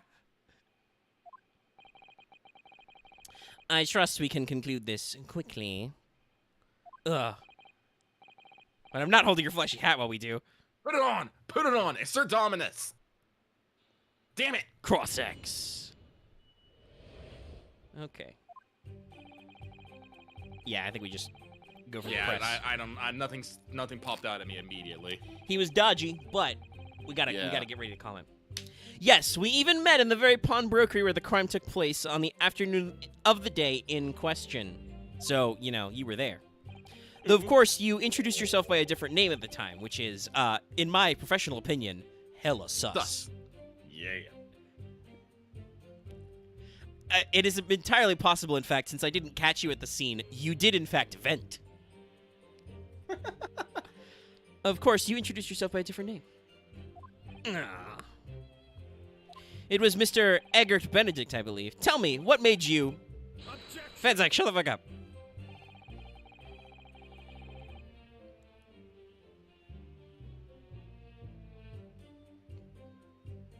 The witness here is here to testify the events that took place that night. Listen, I am establishing motive here.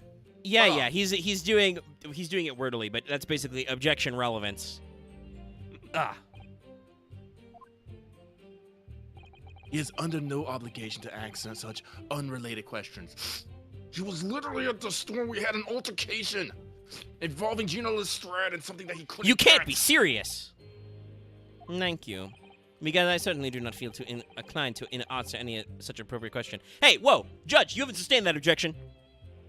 So he's gonna be evasive, is he? In an effort not to give anything away. This could be tricky.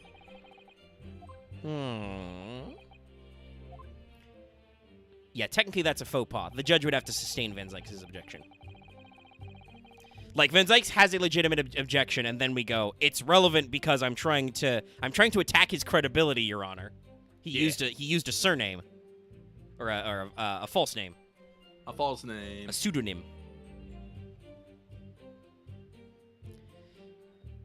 Oops, I hit X instead of press. Let's go back one.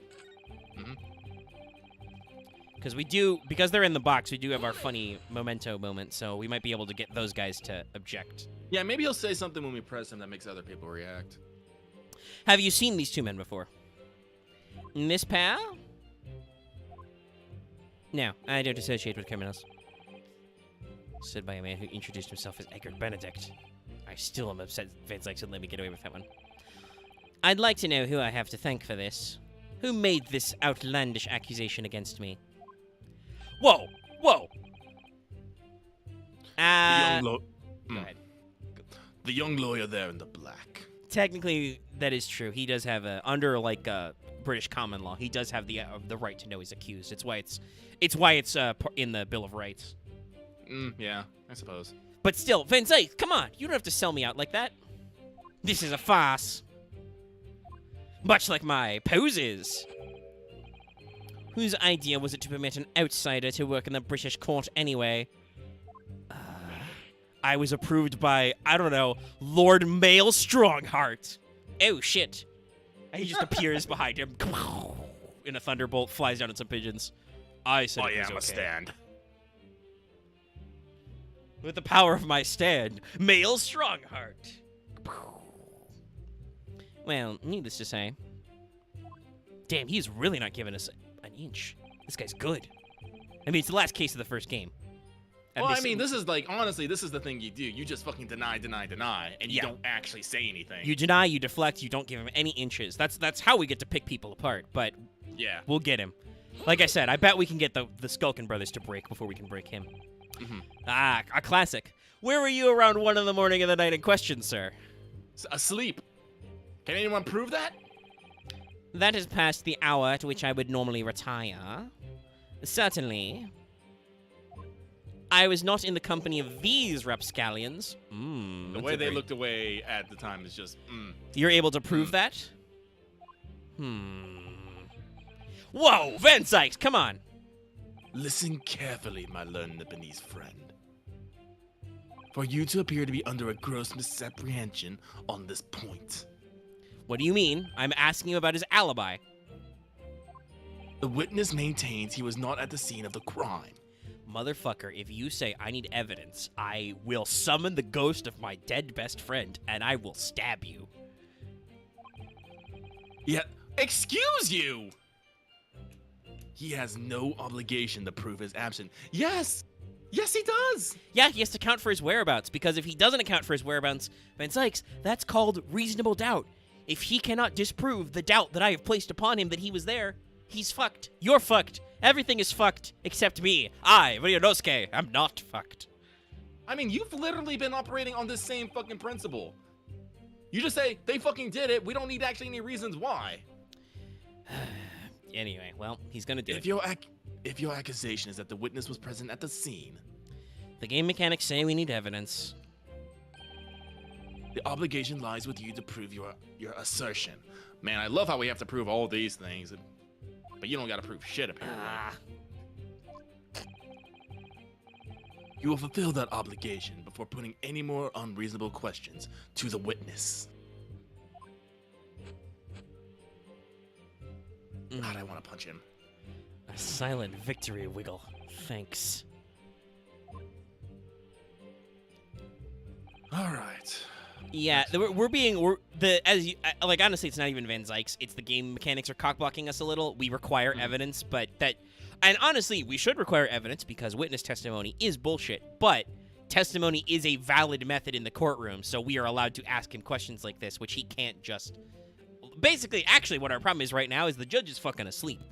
The judge needs to rule on these objections, and usually these games do that. The judge will say, "Yes, that guy has a fair point. Shut the fuck up, defense." And I'm like, fuck, he told me to shut up. I guess this might be the rushed thing they're talking about, because a lot is going on in this case. I suppose. Hold it! Blood was found at the scene of the crime. There's no question of that. Mr. Shom's chemical analysis has positively identified the substance as such. But I am not the only human to have blood running through my veins, am I? How can you be I'm sure sorry, that the woman. blood is mine? It could equally be the blood of one of these two miscreants. Every individual's blood is a slightly different composition, it seems. Mr. Shom's chemical is able to differentiate the different blood samples by... Spare me the science lesson! Who is this Shom's character anyway? You fucking met him! Oh, I assumed all Londoners would know the name. He's a a renowned detective. So even you are unable to bring yourself to say Great detective. Van Zykes, listen, I've been working with this guy for like Van Zykes, I'm roommates with this guy. He lives below me, okay? You do not know the shit I've been through. How many rooms you got in your mansion? Actually, hey, Van Zykes, can I crash with you after this? I bet he has a sick winery. I'm a great detective, you say. Now in the realm of fairy tales, aren't we? Hello! Gotcha! Excuse me! Excuse me. Here we go. Here we Do you go. have something to say about that, Mr. Skulkin? Here we go. What? Me? No, the Mr. Skulkin next to you. Well, I've had it up here with this. How many times I gotta tell you? Yes, I know. You're not Big Bruv Sulky. I mean the other one. Mr. Nash Skulkin. There we go. Names. Cool by me, governor. You what? Is it not the case that when Mr. Graydon just spoke, a thought went through your mind? You seemed particularly thinky. Would you care to share that thought with the court? Me thoughts? I don't have none of them. Must have been him. You what? Mr. Nash Skulkin, answer the question, please. What went through your mind when Mr. Graydon just spoke?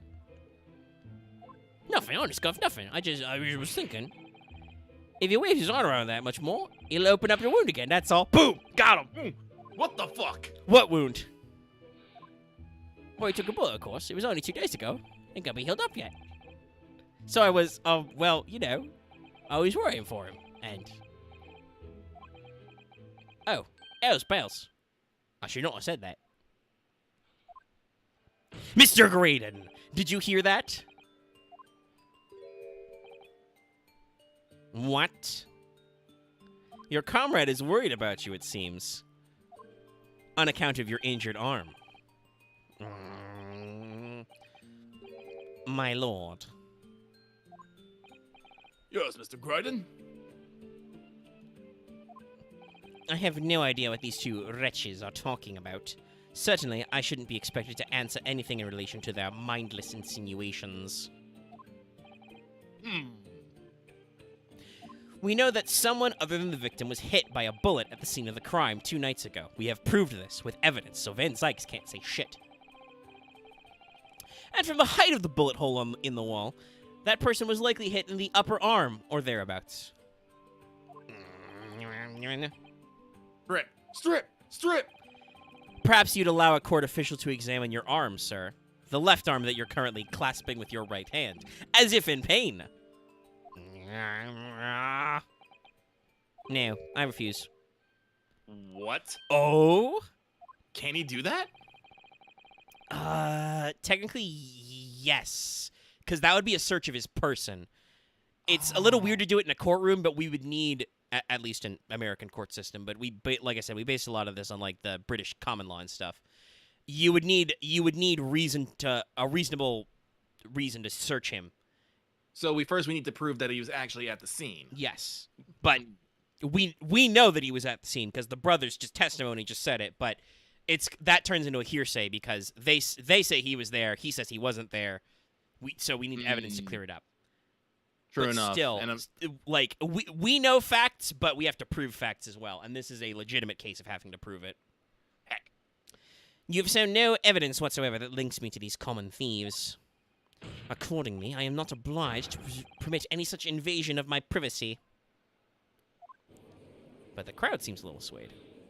As I've already said, I am completely uninvolved in all of this. You can tell by the dark circles under my eyes like I was up way past 1 a.m. last night. Shit. Got me again. I've never had anything to do with the pawnbrokery where this fellow was killed whatsoever. I take offense to the insinuation that I was in any way involved. Hopefully that statement gets... You claim you had nothing whatsoever to do with Mr. Winterbank's pawnbrokery. Please add that to your testimony. My lord, the defense would like that last statement to be added to Mr. Grayman's formal testimony. Slap him with the disc. Just slap him. No. We have a picture of him in the pawn brokerage, remember? Oh. I believe that was added to our court... Let me check. In our court record? Ah, fuck, it's not in our court record. Why? Why don't we have that print? I don't know. I mean, we can still do the music disc because we know that's where it got taken into evidence. So yeah. But I thought the photograph would be clean, but for some reason that's just something Gregson has in his back pocket. That wasn't actually court evidence. Very well, counsel. Continue with your testimony, Mr. Graydon. So do you think we just slam jam him here? Nyar. The bottom line is, I've never had anything to do with the pawnbrokery establishment where the man was killed. Yeah, we just slam him here. We just fuck his shit up. Objection. Have you ever seen this disc before, Mr. Graydon? Why? Is it supposed to mean something? Oh, I've got you now, bitch. This disc was, until the day of his murder, in pawn in Mr. Winterbank's shop. It was redeemed by the defendant, Miss Gina Lestrade, that afternoon. However, somebody mysteriously appeared to take it from her. And that somebody was you, of course. Wasn't it, Mr. Graydon? Music goes. As I have reiterated numerous times now, you are mistaken. That was not me. I've never seen that disc before in my life. Yeah, that's funny. It may have escaped your notice, but there's a small smear of blood on this disc. Oh, yes, resulting from an abrasion of the thumb, perhaps. That's right. The surface of the disc is covered in hundreds of tiny metal bumps. In the skirmish to acquire the disc, the thumb of the person who tried to take it suffered minor lacerations. So, while the disc bears the remnants of that skirmish in the form of this smear of blood, the thumb of the person in question must bear the remnants also, in the form of a scratch. Gracious. Indeed it must. Mr. Graydon, show me your hands. You refused to allow a court officer to examine your arm before. Are you now going to refuse to allow us to examine your thumb? Because I have no doubt that it bears a small scratch consistent with the smear of blood on this disc. Huh. Well. It would seem I underestimated you. What is the meaning of this? So you admit it now. You admit you have a scratch on your thumb from when you attempted to take the disc from the defendant. The defendant's disc. The disc meant specifically for the defendant. Order! Order! Well, Mr. Graydon. It would appear there has been something of a misunderstanding here. I did not attempt to take the disc, as you put it. No, quite the reverse. What the fuck you say to me? It's really quite simple, as you see. The disc was mine from the outset. Oh, it was, huh? Yeah, we're gonna slam jam him with the it says for McGilded. Is there some crime in taking an item that you own out of pawn? What? It would seem, Mr. Graydon, that in this piece of evidence, my learned friend has established a link between yourself and the incident. Uh-oh. Accordingly, you will tell the court everything you know about this disc now. New testimony, and we're gonna slam jam him, cause it says for McGilded on the disc. No, hold on, I think... Did you say anything, something? No, it was just, as you wish. No, I'm quite sure it has nothing whatsoever to do with the pawnbroker's murder. Witness testimony. The disc. Oh, he's just gonna straight out say it. Okay. Well, we can probably work with. There's a note on the disc saying, for McGilded, but the item belongs to me. The redemption ticket was stolen from me by the accused, that filthy gutterling, on the day in question. I proceeded at once to the shop in order to explain my situation and redeem my article. In the end, of course, the disc was taken by the police. In other words, I had absolutely no reason to break into the shop later that same night.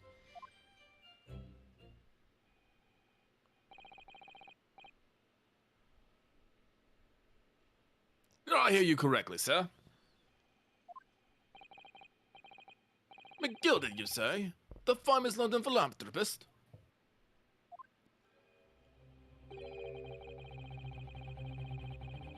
Who perished in this very courtroom 2 months ago after being acquitted of a distinctly messy murder? Right before my eyes, in fact. Yes, my lord.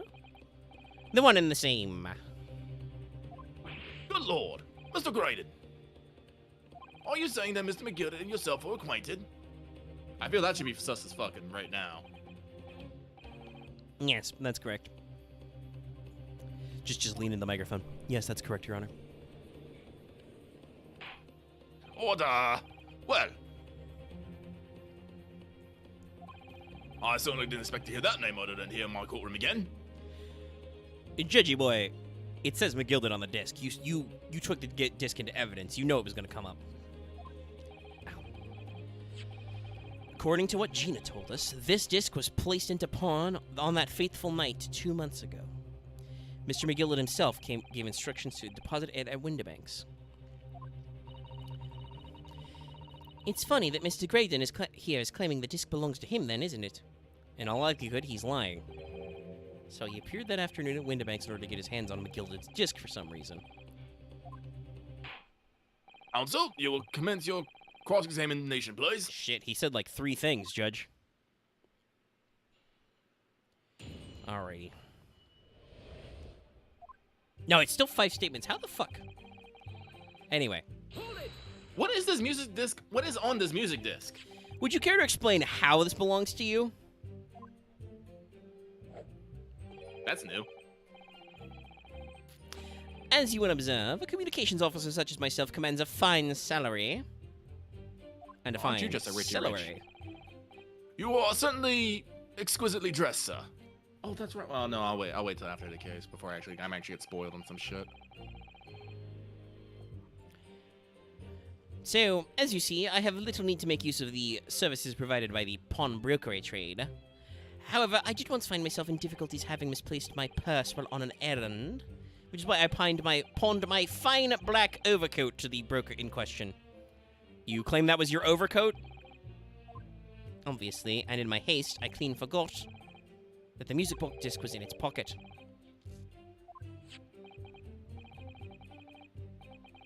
Yet, there is a note on it that reads, for McGilded. Also, motherfucker, I will get the coat, I will make you put it on, and I will show you that it doesn't fucking fit you. I will use the reverse O.J. Simpson. I am a collector of rare and unusual music box music. You will not have heard of it. That's right, he's a fucking hipster about music boxes. I first met Mr. McGilded at a gentleman's club in the city and was interested to discover that he shared my penchant in that area. Probably playing a game of whist and drinking whiskey. The fuck?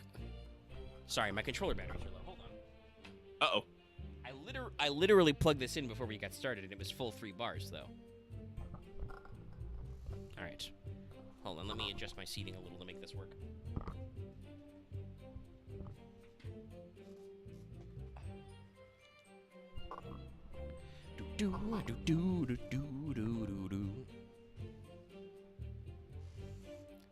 Okay, resting it on my knee.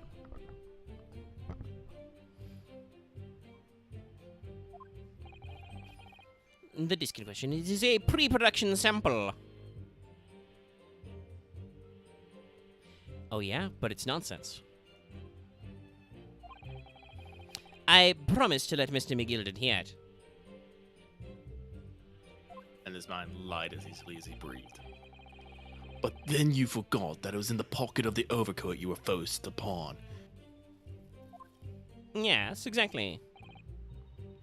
She didn't mention any of that in her testimony 2 months ago, did she? No, because McGilden had threatened her to keep her mouth shut. Which means that if we dig too deeply here, it's going to expose Gina's perjury. Oh dear, this is complicated, isn't it? Yeah. Let's leave it alone for the time being. We'll come back to that one. I mean, well, no, I guess statute of limitations really don't exist here at this point, do they? They might, but it's only been 2 months. It's 2 months, yeah.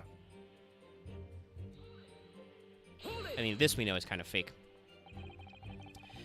So you're saying Miss Lestrade lifted the ticket from your pocket or bag? That's right. Despite being mindful of the danger when walking in insalubrious areas, her kind frequent. All of London is insalubrious, buddy. That's not how salubrious works. That refers Also, to, I believe, why a was pleasant that and warm climate.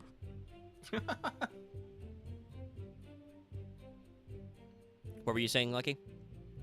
No, I was just being like... I was like, why would a fine, outstanding gentleman like yourself be walking in such areas, That might be what we're just about to do. Miss Lestrade did no. Oh, we're just going to tell him he's full of shit. Miss Lestrade did no such thing. Well, of course you would take that stance, but the girl is a regular offender. You came to the pawnbrokery that day prepared with all the information you needed to identify the defendant. You were looking for her. That's what brought you to Windibanks. To get your hands on Mr. McGilden's disc. Oh, we only had the fucking flyer on the back. My learned Fred is a veritable font of nonsense. No, he is right. We can't actually prove that he was there looking without the fucking Yes, we actual can't evidence. yet, but I would like to... Van Sykes, come on, man. I did 2 fucking dances of deduction, okay? Nonsense. I worked hard on those deductions. I used the power of my stand. Oh, now you're agreeing! There we go. Now at least this makes sense. I concur with the prosecution. Counsel, you will refrain from conjecturing in this way. Is that clear? Yes, my lord. Then I will continue with my testimony for what possible use it can be. Well, motherfucker, you will continue to testify until I say we're done, bitch. Hold it! Had you ever been to Windibanks before? Only once for the purposes of pawning something. But like many, I enjoy browsing in such establishments because I have lots of money. So when you noticed that the pickpocket had taken your ticket, you chased after her. Is that correct? Ben Sykes, you're asking a lot of questions during my cross-ex, buddy. You can have it. Yes, that's right. I didn't notice at first, of course, such is the art of the pick purse. But when I did, I headed to the pawnbrokery at once in order to reclaim my coat before the thief could. I was merely trying to recover what was rightfully mine in the first place. He can see what he likes because he knows we have no evidence to contradict him on this. Yet. Hold it! Yes, it was taken by Inspector Gregson here, wasn't it? That's right. This was the very man. Apparently the police are collecting anything that has a connection to Mr. McGilden as evidence. Oh ho ho! Do you have something to add, Inspector? Is something wrong, Inspector Gregson? Oops, that was... Sorry, my controller's now resting on my knee, so I'm operating it left-handed. What do you mean? That last remark Mr. Graydon made in his testimony seemed to trouble you in some way. No, it didn't. It's nothing. Leave it, no. Iris, go! Let me ask you this, Inspector. Why is Scotland Yard gathering Mr. McGilded's possessions? I can't tell you something like that, Sunshine. What is it, Inspector? Investigative secrets? Yes, exactly. You should know all about that, old Van Zox. Magnus McGilded, who died so unexpectedly after his trial 2 months ago. After I set him on fire with my heat vision. A man renowned throughout the capital for his great contributions to public life. Yet, he had a dark side too.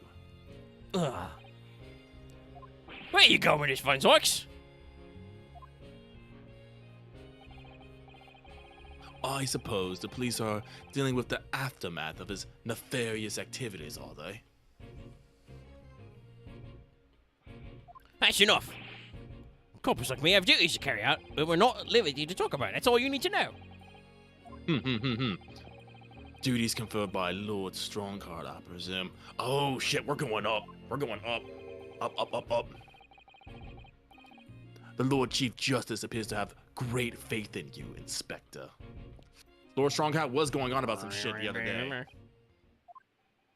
The bottom line is, if you want to get more out of me, you're going to need Lord Strongheart's paw print first. Okay, cool. I'll summon him here. What's this all about? It's like there's Secrets something and going lies. on between Secrets and Gregson and lies. Lord Van Zykes here. Actually, now that I think about it, wasn't Gregson acting sus at the fucking prison too?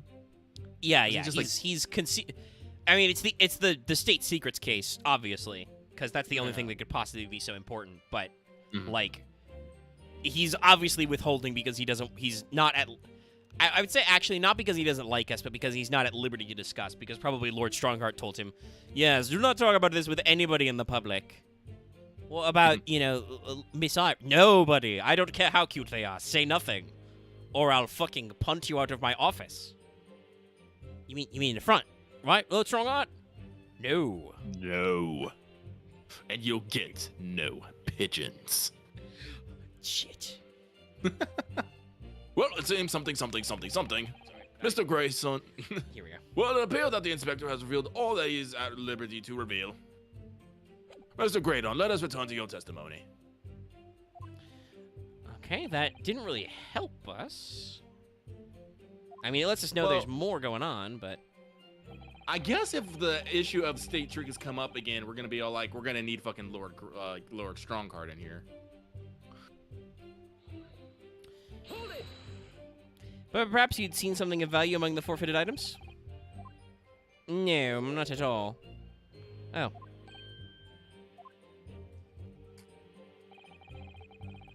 Valuer was brought in by the police to assess everything in the shop. Without exception, every article on the shelves was common or garden bric-a-brac. Possibly knickknacks. In that case, it's clear that you broke into the shop later that day in order to recover Mr. McGilded's disc. Boom, got him!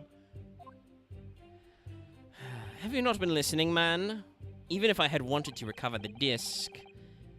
This is true, by the way. We haven't actually talked about this part yet, but I realized this was a thing. You may recall that it had been seized by the police that afternoon. It was no more in the shop that night than I. As I am saying, I simply had no reason to break in. So there was nothing wait a of minute. McGilded's left in the shop that night? Nothing this man might have been after? Wait, I wonder if that's really true. Flush, can you look at our evidence real quick? Yeah, The evidence real quick? what you looking for? Yeah, we do. We have 2 tickets. One was for the coat with the disc. What was the other one for? That was for the coat that had a disc in it, right? That has the bloody palm print. What's the other one? Box. Make sure you use the back of this photograph to write a redemption ticket. He's written it very neatly, but still, perhaps he ran out of paper, so he had to use anything he had to hand. It's hard to know what's the reverse side now. Okay, maybe not. But it's still for one small box. Where did that ticket? I don't fucking know. I think Gina gave it to us. Yeah. Wait, isn't that the fucking one ticket that fucking McGilda gave her? Yeah. Reno, if you have some evidence, Then let him have it. I'm dying to see that irritatingly assured expression of his crumble. Yeah, they're telling us to fire away on this point. McGill slipped a disc into his coat pocket. He had a deposit of Windibanks. Then, when he realized he was going to be arrested on suspicion of the omnibus murder, he threatened Gina and forced her to take the redemption ticket. But is that the correct order? No. The second redemption ticket was in his coat. There's no doubt about it, that lit us his wine through his pearly white teeth. These were obviously after anything left behind by McGilded as well. That's why Inspector Gregson ended up taking the disc and custody that day. So, I think it is the box one then. Yeah. But Gregsy's being very strange about all this.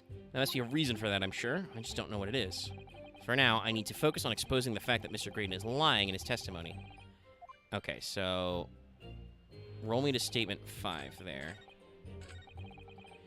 Absolutely no reason to break into the shop. Oh, really? Oh, yeah? Objection. Oh, we got a music fade. This disc was deposited at Windibanks on Magnus McGilded instructions. You knew that, and you went there with the intention of obtaining it for yourself. Objection. Silence?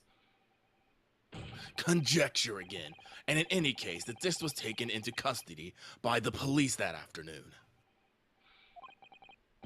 The witness had no reason to visit the pawnbrokery again that night. Oh, thanks for setting that one up for me, Chief. Objection. Yeah! Sorry, my learned friend. But that's not true. Yes, the music. What? Mr. McGilded had another article on pawn at Windibanks. As this second pawnbroker's ticket proves. Yes, yes, yes! There were 2 articles belonging to Mr. McGilded in Windibanks pawnbrokery. And the reason you broke into the shop that night was to recover the second one. Together with your 2 accomplices, the Skulkin brothers. Yes, yes! Ah! This is the second ticket, is it?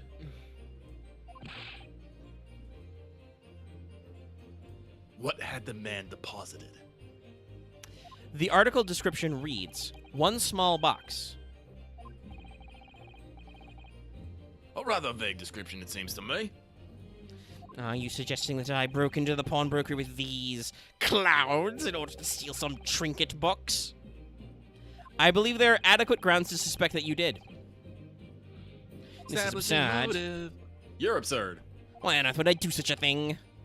Once the article had been forfeited, I could simply walk into the shop and purchase it. There would be absolutely no need for me to resort to theft. That's a good point. I really do need to remember to actually look up the soundtrack at some point. It's very good. Indeed. The witness makes a solid argument. I mean, that's his attorney for you. You know, yeah, we get annoyed because the game has very specific ways it wants things done, but, it's still hype as hell. The game is at its best in these moments of revelation when either it's very obvious what it is we use against them or we are using the evidence against them, the whole turn comes out. It's the fiddly stally bits when we're like, okay, you're clearly fucking with me. I need to just, drag the information out of you. Or, shit, the game wants us to be very persnickety about this kind of a thing. I mean, I love rising tension, and which is what's happening right here. We have slammed a man, and things are going up. Moves are being made. Yeah. Truths are being revealed. You ramp to the climax. Yes, we're just like, oh! So that means that for some reason, this Graydon fellow needs the small box that very night, does it? Objection. It's time to put an end to this nonsense, my lord.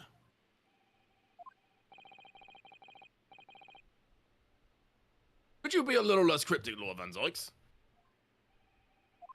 I do hate to ruin my learned friend argument, but the truth is quite incontrovertible. No, it isn't. We have been controverting it for 4 hours now, Van Zykes. Technically, 6 hours of real time. On the night in question, no small box was taken from the Windibanks pawnbrokery. Wait. No. And rest assured, the prosecution can prove it. So it was in the back and they didn't actually get to steal it. It's an attempted theft and murder. Yeah. What? Do we have any... Can we prove? Good gracious. Do we have any photos of the back? I don't think we do. Of the back? No. Good gracious. Ah, ha, ha! He's going to give us the photos we need.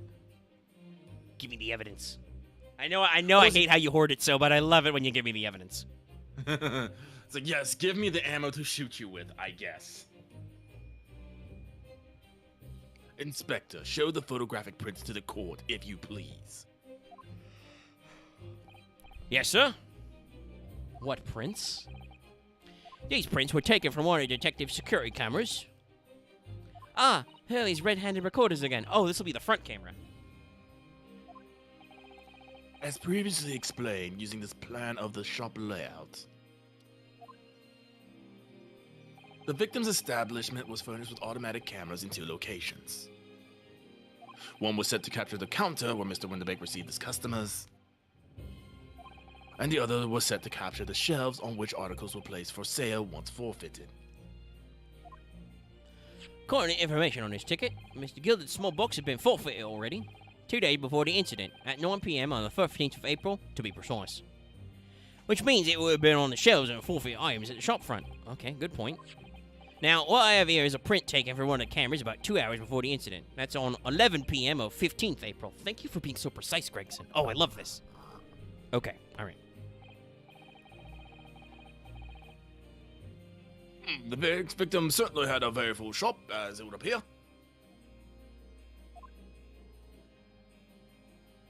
And then here we have another print. This one was taken about 2 hours after the incident. I think I need to look at them longer. Is this gonna be a stereoscope thing again, isn't it? Oh, I see. So, Actually, no, we do have the stereoscope thing in our inventory, so yeah, I Yeah. guess we can just... I see. So we have 2 pictures to compare. Let us use the 3D as 3D function. Oh, sweet. Okay. Is there anything different? I'm not immediately noticing anything different, but it could be the same as the fucking countertop thing. Oh wait, no.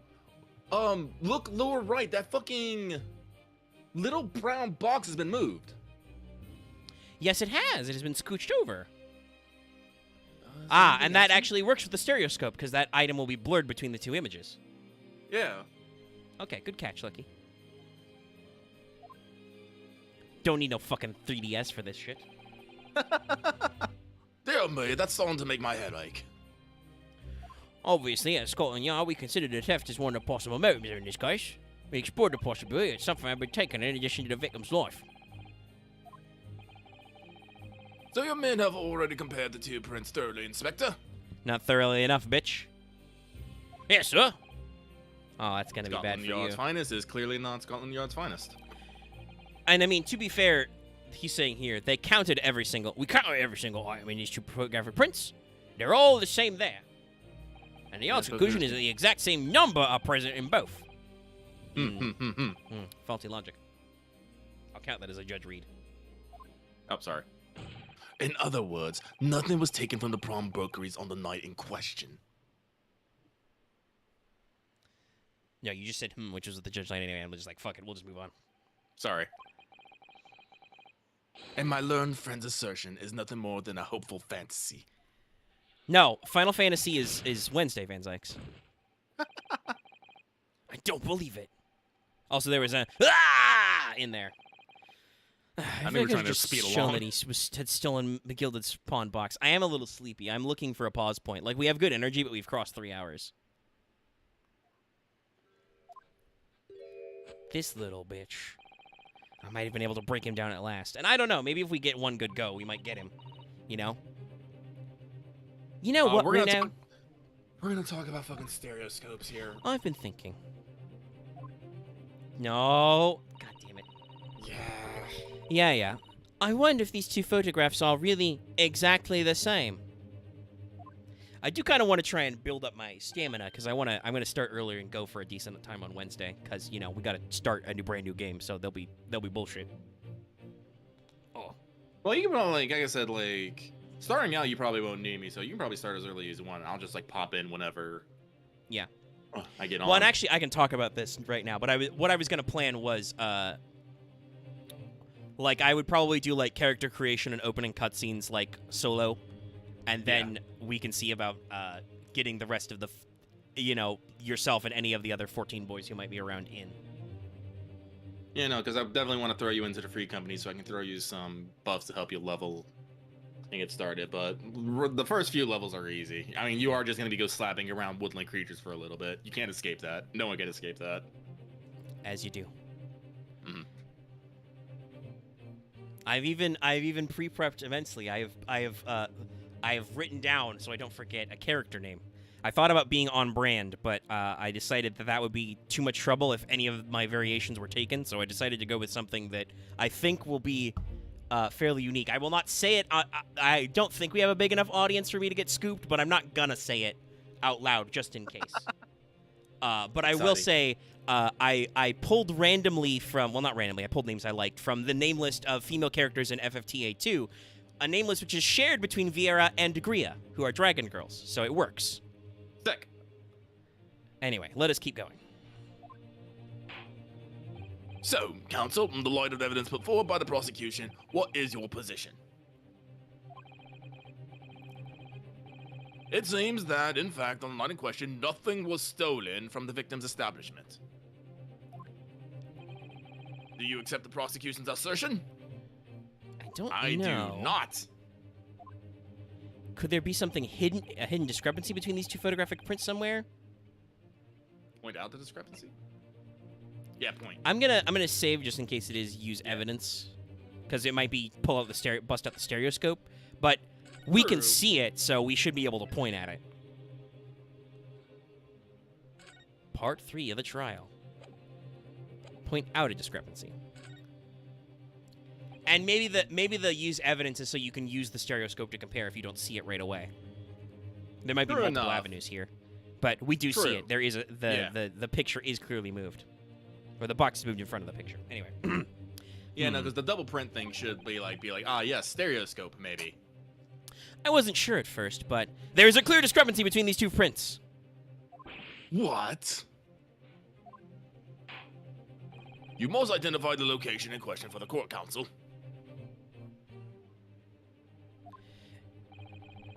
Indicate the precise location of the discrepancy of which you speak. All right. We'll do the later one. Sublime! Take this. Granted, these two prints are almost identical. However, there is one minor discrepancy between them. Sorry, I leaned away. What? Nani? Fiction chips! I think that'd make a great swear. Oh, here we go. We could have used the evidence, yeah. But when you view the two pictures stereoscopically, Enhance! Enhance! a single area stands out as being different, the location of this small box. I fucking love this sprite. Let me. Wait. Unbelievable. I can't. I love it. I just love how his sprite over there is looking at it. God damn it, not. By Jove, you're right. How extraordinary. What this tells us is very simple. Mr. McGilden's small box was indeed not stolen from Windibanks on the night in question. However, there can be no doubt that somebody picked up this particular box and then returned it to its place on the shelves. Are you suggesting that the small box originally deposited by Mr. McGilden is in fact?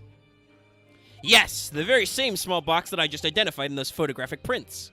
Objection! Mindless guesswork. What if it was? So a box was moved on the shelf. Nothing was stolen. Which means, quite simply, nothing has changed. That may be true, but... Alright, McGilden's box wasn't stolen then. But it doesn't the fact that it was moved like that change things? It changes everything. Just double down on everything. I do at least appreciate that Ace Attorney games usually let you pick the wrong... Like, they give you these false parodies to just be like, do you want to give up?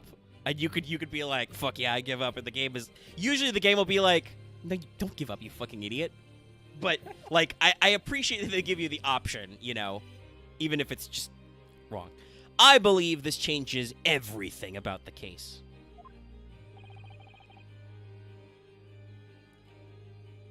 How can that possibly be? The crucial point is the fact that what was moved was a small box. In other words, we have to consider what might have been inside that box. What are you suggesting?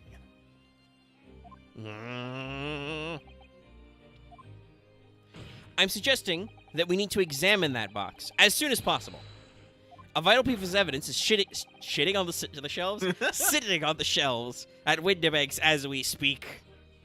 Objection! That won't be necessary. Oh, please tell me you've got everything in the back. No, I think It's been so long without Inspector Hosonaga and his crazy reliance on evidence. Some little box belonging to a man who died 2 months ago can't possibly be relevant to this trial. Yeah. Boom! Got him. Thank you. Thank you. The court does not uphold your objection, Lord Van Zykes. Thank you. Bailiff, arrange for an officer to go to Baker Street at once. Actually, this might be a good stopping point. Obtain the small box in question and bring it back here for further examination. Are we actually gonna take a small Yeah, break? let's see if it gives us a to be continued, and if not, we might just naturally take a break because we got some time. We're doing a real dramatic pause.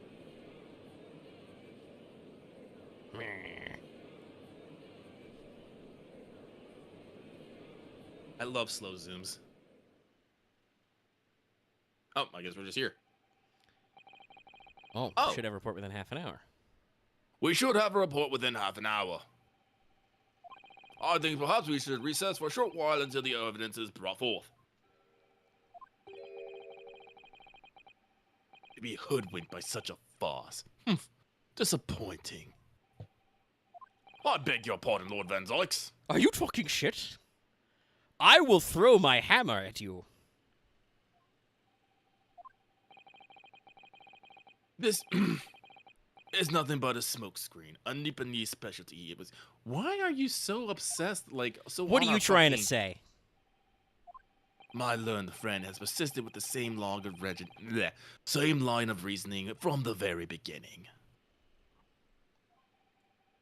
That this witness' intent was to steal an article belonging to Mr. McGilded from the pawnbrokery. Yet common sense tells us that none of the articles have value enough to be worth stealing in the first place.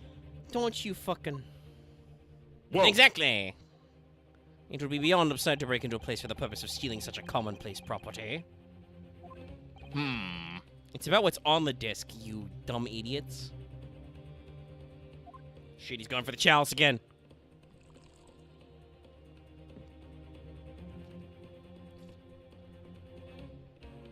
If your lordship recalls, Mr. McGilded perished 2 months ago, immediately after the conclusion of his trial. A trial in which he was found not guilty. A trial in which he was established that he was the upstanding member of society, his reputation implied in fact. I feel like Van Zykes is being a bit sassy here. So I propose a toast to my learned friend and his most insightful... Oh! I think I understand. Van Zykes is fucking pissed that he got someone he actually thought, did it. Yeah. And That's as why- far as that's- he knows, we knowingly got a guy off, as opposed to just Yeah, being a that's- I fucking like- naive bungler. Because it's not like we speak to Van Zykes in our off hours. Like, if he just asked us, hey, bro, what the fuck was up with that case? I would be like, dude, I don't fucking know. I just got to this country, and fucking Male Strongheart says, go forth and defend this guy. Yeah, no, like I was trying to figure out, like, he keeps referring to Nipponese friends and like smokes. I'm like, why is he so against us? And I'm like, oh wait, because we literally got someone else that he probably thinks, actually fucking did it. Yeah. I don't think he's mad about the second case, but the first one, the middle, he's probably like, no, fuck you, you little Nipponese little shit. Yeah. The articles this upstanding member of society pawned were entirely ordinary. A black overcoat that just happened to have a music box just in one of its pockets had a small box. I assure you, I wouldn't accept even if the man tried to make a gift of such things to me.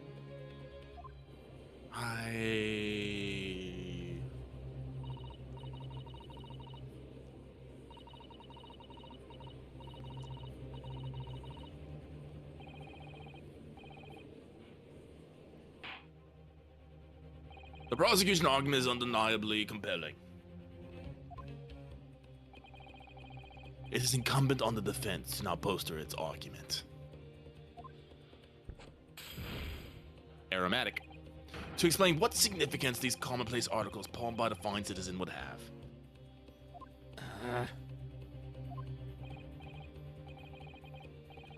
Well, Counsel, is your argument in fact demonstrable? Are you able to show proof that the disc or the box were in any tangible way related to this case? Well, Oh, it's because we are, but that would require calling Gina to the stand to dox herself out for perjury. Yeah. But it's our bet. I mean, if the alternative is she gets hanged. Yeah. What's the matter, Yeah, Bruno? no, she got to take the stand. We know they're related, don't we? They're both vital pieces of evidence. Yes, of course. You and I both know that. We know McGillicud's true character, and we know the dark significance, even though we don't know why. But if we explain all that to the court at this point, we'll have to acknowledge that McGillicud's acquittal 2 months ago was a mistake. That the defense's argument was flawed, based on false information. Oh no! And that would mean admitting that Gina committed perjury, yeah. What's Ginny? Could it be that Van Zykes knows? Is that why he's doing this now? Because he anticipated everything? Is he playing 5D chess right now? Good luck, But Counsel. maybe- We're parallel dimensions ahead of you. This could be a great opportunity for us. Sorry? What do you mean, Iris? Well, what is it that you always say, Bruno? Sooner or later, the truth comes out. Every time. Do I say that? Do you say All right. that? The exact significance of these things that McGill deposited, Mr. Winterbanks, is something that only Gina can explain to the court. But if I put her on the stand to testify about that, it could critically damage our chances of winning this case. What's the right thing to do here? Have Gina testify. Absolutely. I know these games. It's absolutely have her testify. These games are all about the truth. So we have to let it come out that the trial was a fucking joke. That's got to be the answer. Go for it. I'm sorry, Gina. My lord, the defense would like to make a proposal. Oh, what proposal, Counsel? And if Gina takes the stand without a to be continued, we'll probably call it there. Because we have been going for nearly 4 hours, and I do not want another 4-hour, 20-minute episode, necessarily. While the court awaits the arrival of Mr. McGillicud's small box, I would like to call the defendant, Miss Gina Lestrade, to the witness stand. The defendant? It's true, this is normally a bad idea. To what end? It's to do with the various articles deposited at Winterbanks by Mr. McGillicud, my lord. Miss Lestrade has information relating to them. I believe it would be beneficial for the court to hear what she has to say. It will prove the significance of these articles in question once and for all. Well, well, things are becoming interesting. Fucking, he does know, Fivehead. I presume you've considered the implications of the testimony you're proposing. He does. Also, know. no, X, I'm not going for 5. That would mean we would cut off at 2 a.m. I have shit to do tomorrow. Like Fail Betrayal, the one that you picked and got voted for.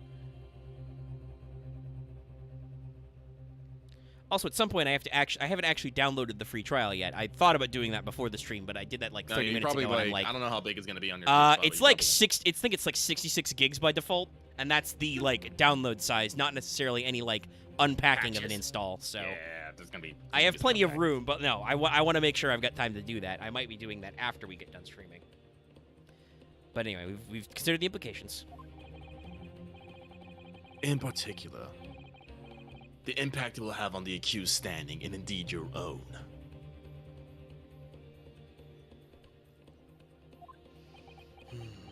I have. Lord Van Zykes, would you care to explain that last remark? Nope.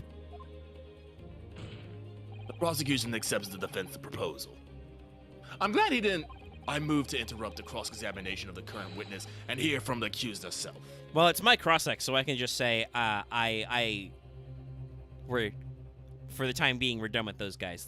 Let's get the other one. Very well. If you have no objection. shout out for Van Sykes for not being like, cause he's a lying little bitch. And, you know, dabbing. Well, on he's us. about the truth. He's not really about making us look like a fucking idiot. That's just something he does in his free time. So, the court will now hear the testimony of the defendant, Miss Gina Lestrade.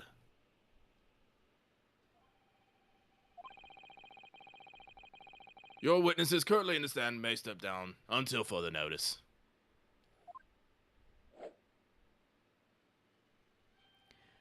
And then I shall bid you good day.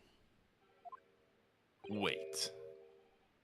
You, sir, shall remain in the stand while Miss Lestrade testifies. Oh, Van Sykes. Van Sykes ain't having none of this shit. Yeah, he's like, you literally don't go anywhere. Stay exactly where the fuck you are. Don't even get your hat back, boy.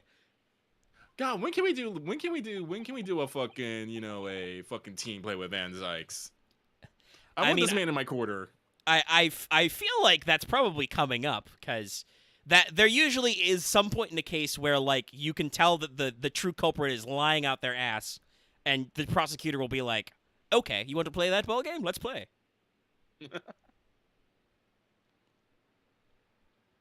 As you wish. All right then, Gina, it's time. I know this will be hard, but please, put your faith in me here. Good luck, Bruno.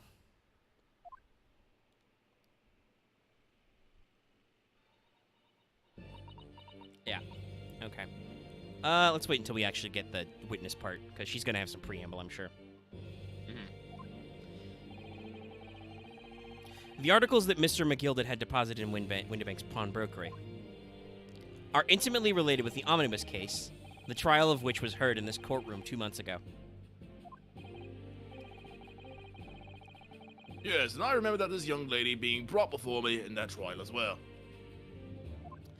That's right, my lord. Her testimony helped to establish the innocence of the defendant, Mr. McGilded.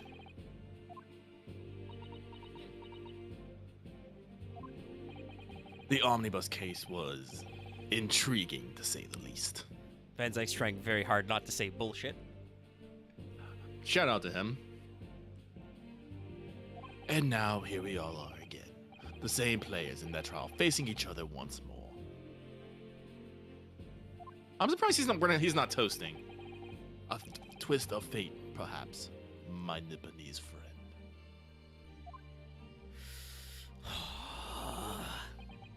Allow me to recap the events from 2 months ago, because I have the case notes. An old brickmaker was stabbed to death in an omnibus running along London's winter streets. He was shiverinoed. Apart from the victim, there was only one other person in the carriage, Mr. McGilded. Naturally, he was the prime suspect for the murder, but as the trial progressed, another possibility emerged, that the murder in fact took place above the defendant's head on the roof deck, with the body then being dropped through the skylight into the carriage below. It was Miss Lestrade whose testimony brought that possibility to light. At the time of the incident, Miss Lestrade was concealed in her seat in the carriage. I don't know why we're showing this image, because we haven't brought that part up yet. Hoping to pick the pockets of unsuspecting passengers. Then, immediately after the trial, having been acquitted of the murder, Mr. McGilded fucking died.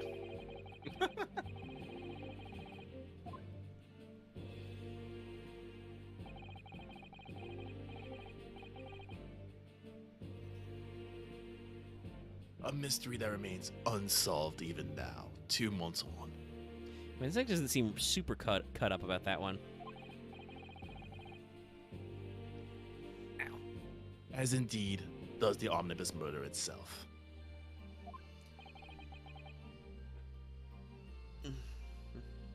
Be that as it may, Sorry, I'm fading a little bit here, guys. I recall neither the disc nor this small box being mentioned in the course of these I'm trying not to yawn very loudly into the mic, but I am. I'm losing my gas a little bit. Even though I had another like protein shake thing that says it has as much caffeine as a cup of coffee. I think the coffee cup has run out. Oh, I think I drink those same things. Little like white cartons with like caffeine on the side. Oh no, this was a bottle. Oh, But it's I a bottle, I drink a variety of things. I sub for meals sometimes because I don't always need to be snacking, you know? Yeah, no, like I get on the regular. I get these protein shakes that are caffeine flavored. It's like as much as 1 cup of coffee. I was like, oh, neat. I think that must just be a marketing term. Anyway, the small box, not in the proceedings. Ms. Lestrade.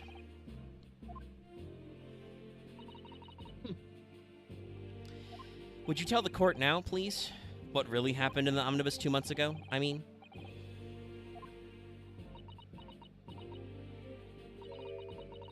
I don't know what you mean. I already said what I know. And what about everything you told us yesterday from inside your prison cell? If you didn't sign the papers yet, we didn't have client privilege. Huh? Sorry, itchy ear. Hold on. Please, Miss Lestrade, this is extremely important. But... Remember, little girl.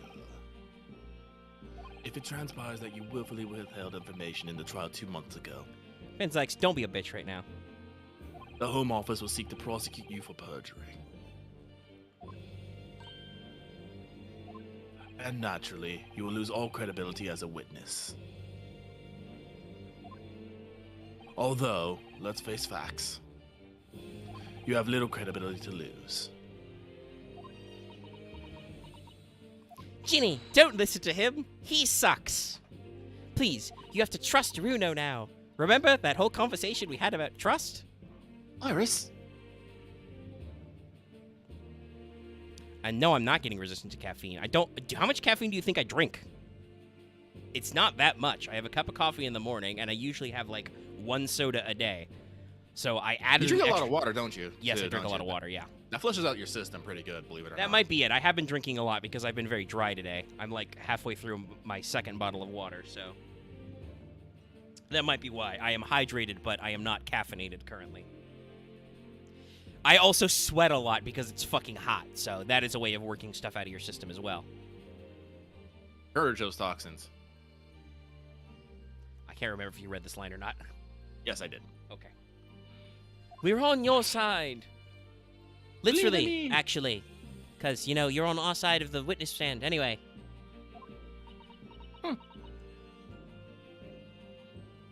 not going to dry mouth spray. That's weird. I'm going to drink water.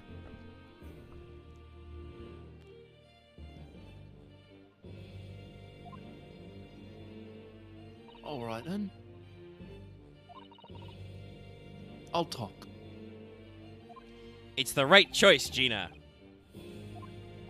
Well, it would seem that my learned friend is hell-bent on bringing the entire courtroom down about his ears. So be it. Solid. I must confess that I'm struggling to understand what on earth is happening here. Jesus fucking Christ. However, it would appear that Mr. McGilda's pawn articles in that extraordinary case of the omnibus harbor secrets of which we have been hitherto unaware. Yedge. So, Mr. Strahd, you will now give your testimony before the court about the events of 2 months ago. Give me the testimony screen. You will reveal the truth of commodity sorely lacking in your original statements. Don't you? This is it, then. Everything's going to come out. Didn't you say this was it, like, the last testimony, too, buddy? It's always this is it until someone throws some weird new wrinkle in it, then we have to do a new it because it's never this it, it's always that it. This could bring the whole courtroom down about my ears, but as a lawyer, I'm prepared to take the risk. Also, there's technically an ethics board that would get on my case. All right, there it is. The real truth of the omnibus case. We're going to go to options. And we're going to talk ethics board. Let's talk ethics about how an untested lawyer literally got thrown into this fucking high-profile case without any training or preparation. Let's go with those ethics, eh? Hey, whoa. We had training. We didn't have any time to prep the case, though. That's for damn sure. We had training, but we didn't pass any sort of formal exam. Or anything. I mean, that's the point of that, though, is that was Lord Van Zyk's version of a formal exam, but not Van Zyk's Strongheart's exam. Yeah. But yeah, no, it's still weird. But actually, no, an ethics board would be on our side because that's what we're supposed to do is be, you know, in truth and whatnot. But alrighty, we are coming up on 4 hours still, so I hope you've enjoyed that streamerino. I hope you had fun. I'm gonna guess that will probably mean that next week will be the final stream, unless the court case on this is way longer than I thought. Well, no, it can't be, honestly. It can't be that much further along because, like, I know fucking Grayson did it. We have so he's in the stand. So basically, we just gotta keep breaking him down. Yeah. So I think Vianosuke said it would be the final court segment. Usually, when the game telegraphs like that, they're not lying to you. it's like we just need to basically connect them to being like he was actually fucking there. Yeah. And then I think everything will just literally click into place. Once we've established he has a reason to be there, then we can just whittle on him until the truth all comes out. Yeah. No, so I'm thinking it'll probably be only one more episode, I think. I hope. Yeah, should be. Jesus. We're aiming. We're trying. But I think in that case, it is time to wind on down here. Oh, right, I forgot my whole spiel. I was going to mention earlier, we are very close to the end of the month, and we're also very close to our revenue limit for payout this month. So, if you got anything, you want to drop a little super chat, you want to drop a little memberships or whatever, we could just use a little more juice in the tank. And I'll probably be saying this over the next, 2 or 3 days of streams. Or, just go back and watch a whole shitload of videos with your ad blocker turned off so I get my money. But, yeah, just one thing I want to remind. And also, like I said, we should still be doing Fail Portrayal tomorrow unless something comes up with those guys. And definitely Wednesday, scheduled in. I am accepting no other plans at this point. I have made a thumbnail. I posted it in a community post if you want to see it. So look forward to me streaming the free trial of the award-winning Final Fantasy XIV Wednesday evening. My time, anyway. Don't know what time it'll be for people locally, as usual, unless you live in my time zone. So look forward to that as well. I will see you all there. Thank you so much for tuning in. We'll see you guys later then. And if you want to see what the current metagame of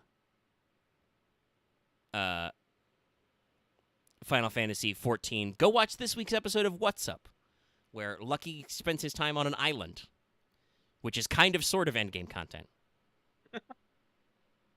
No, Axe, I'm not going to do stuff only on stream.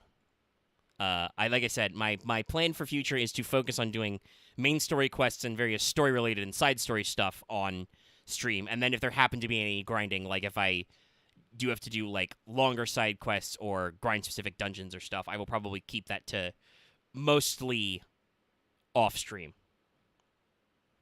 We'll see how it shakes out. Anyway, thank you so much for tuning in, everybody. We'll see you guys next time. next year.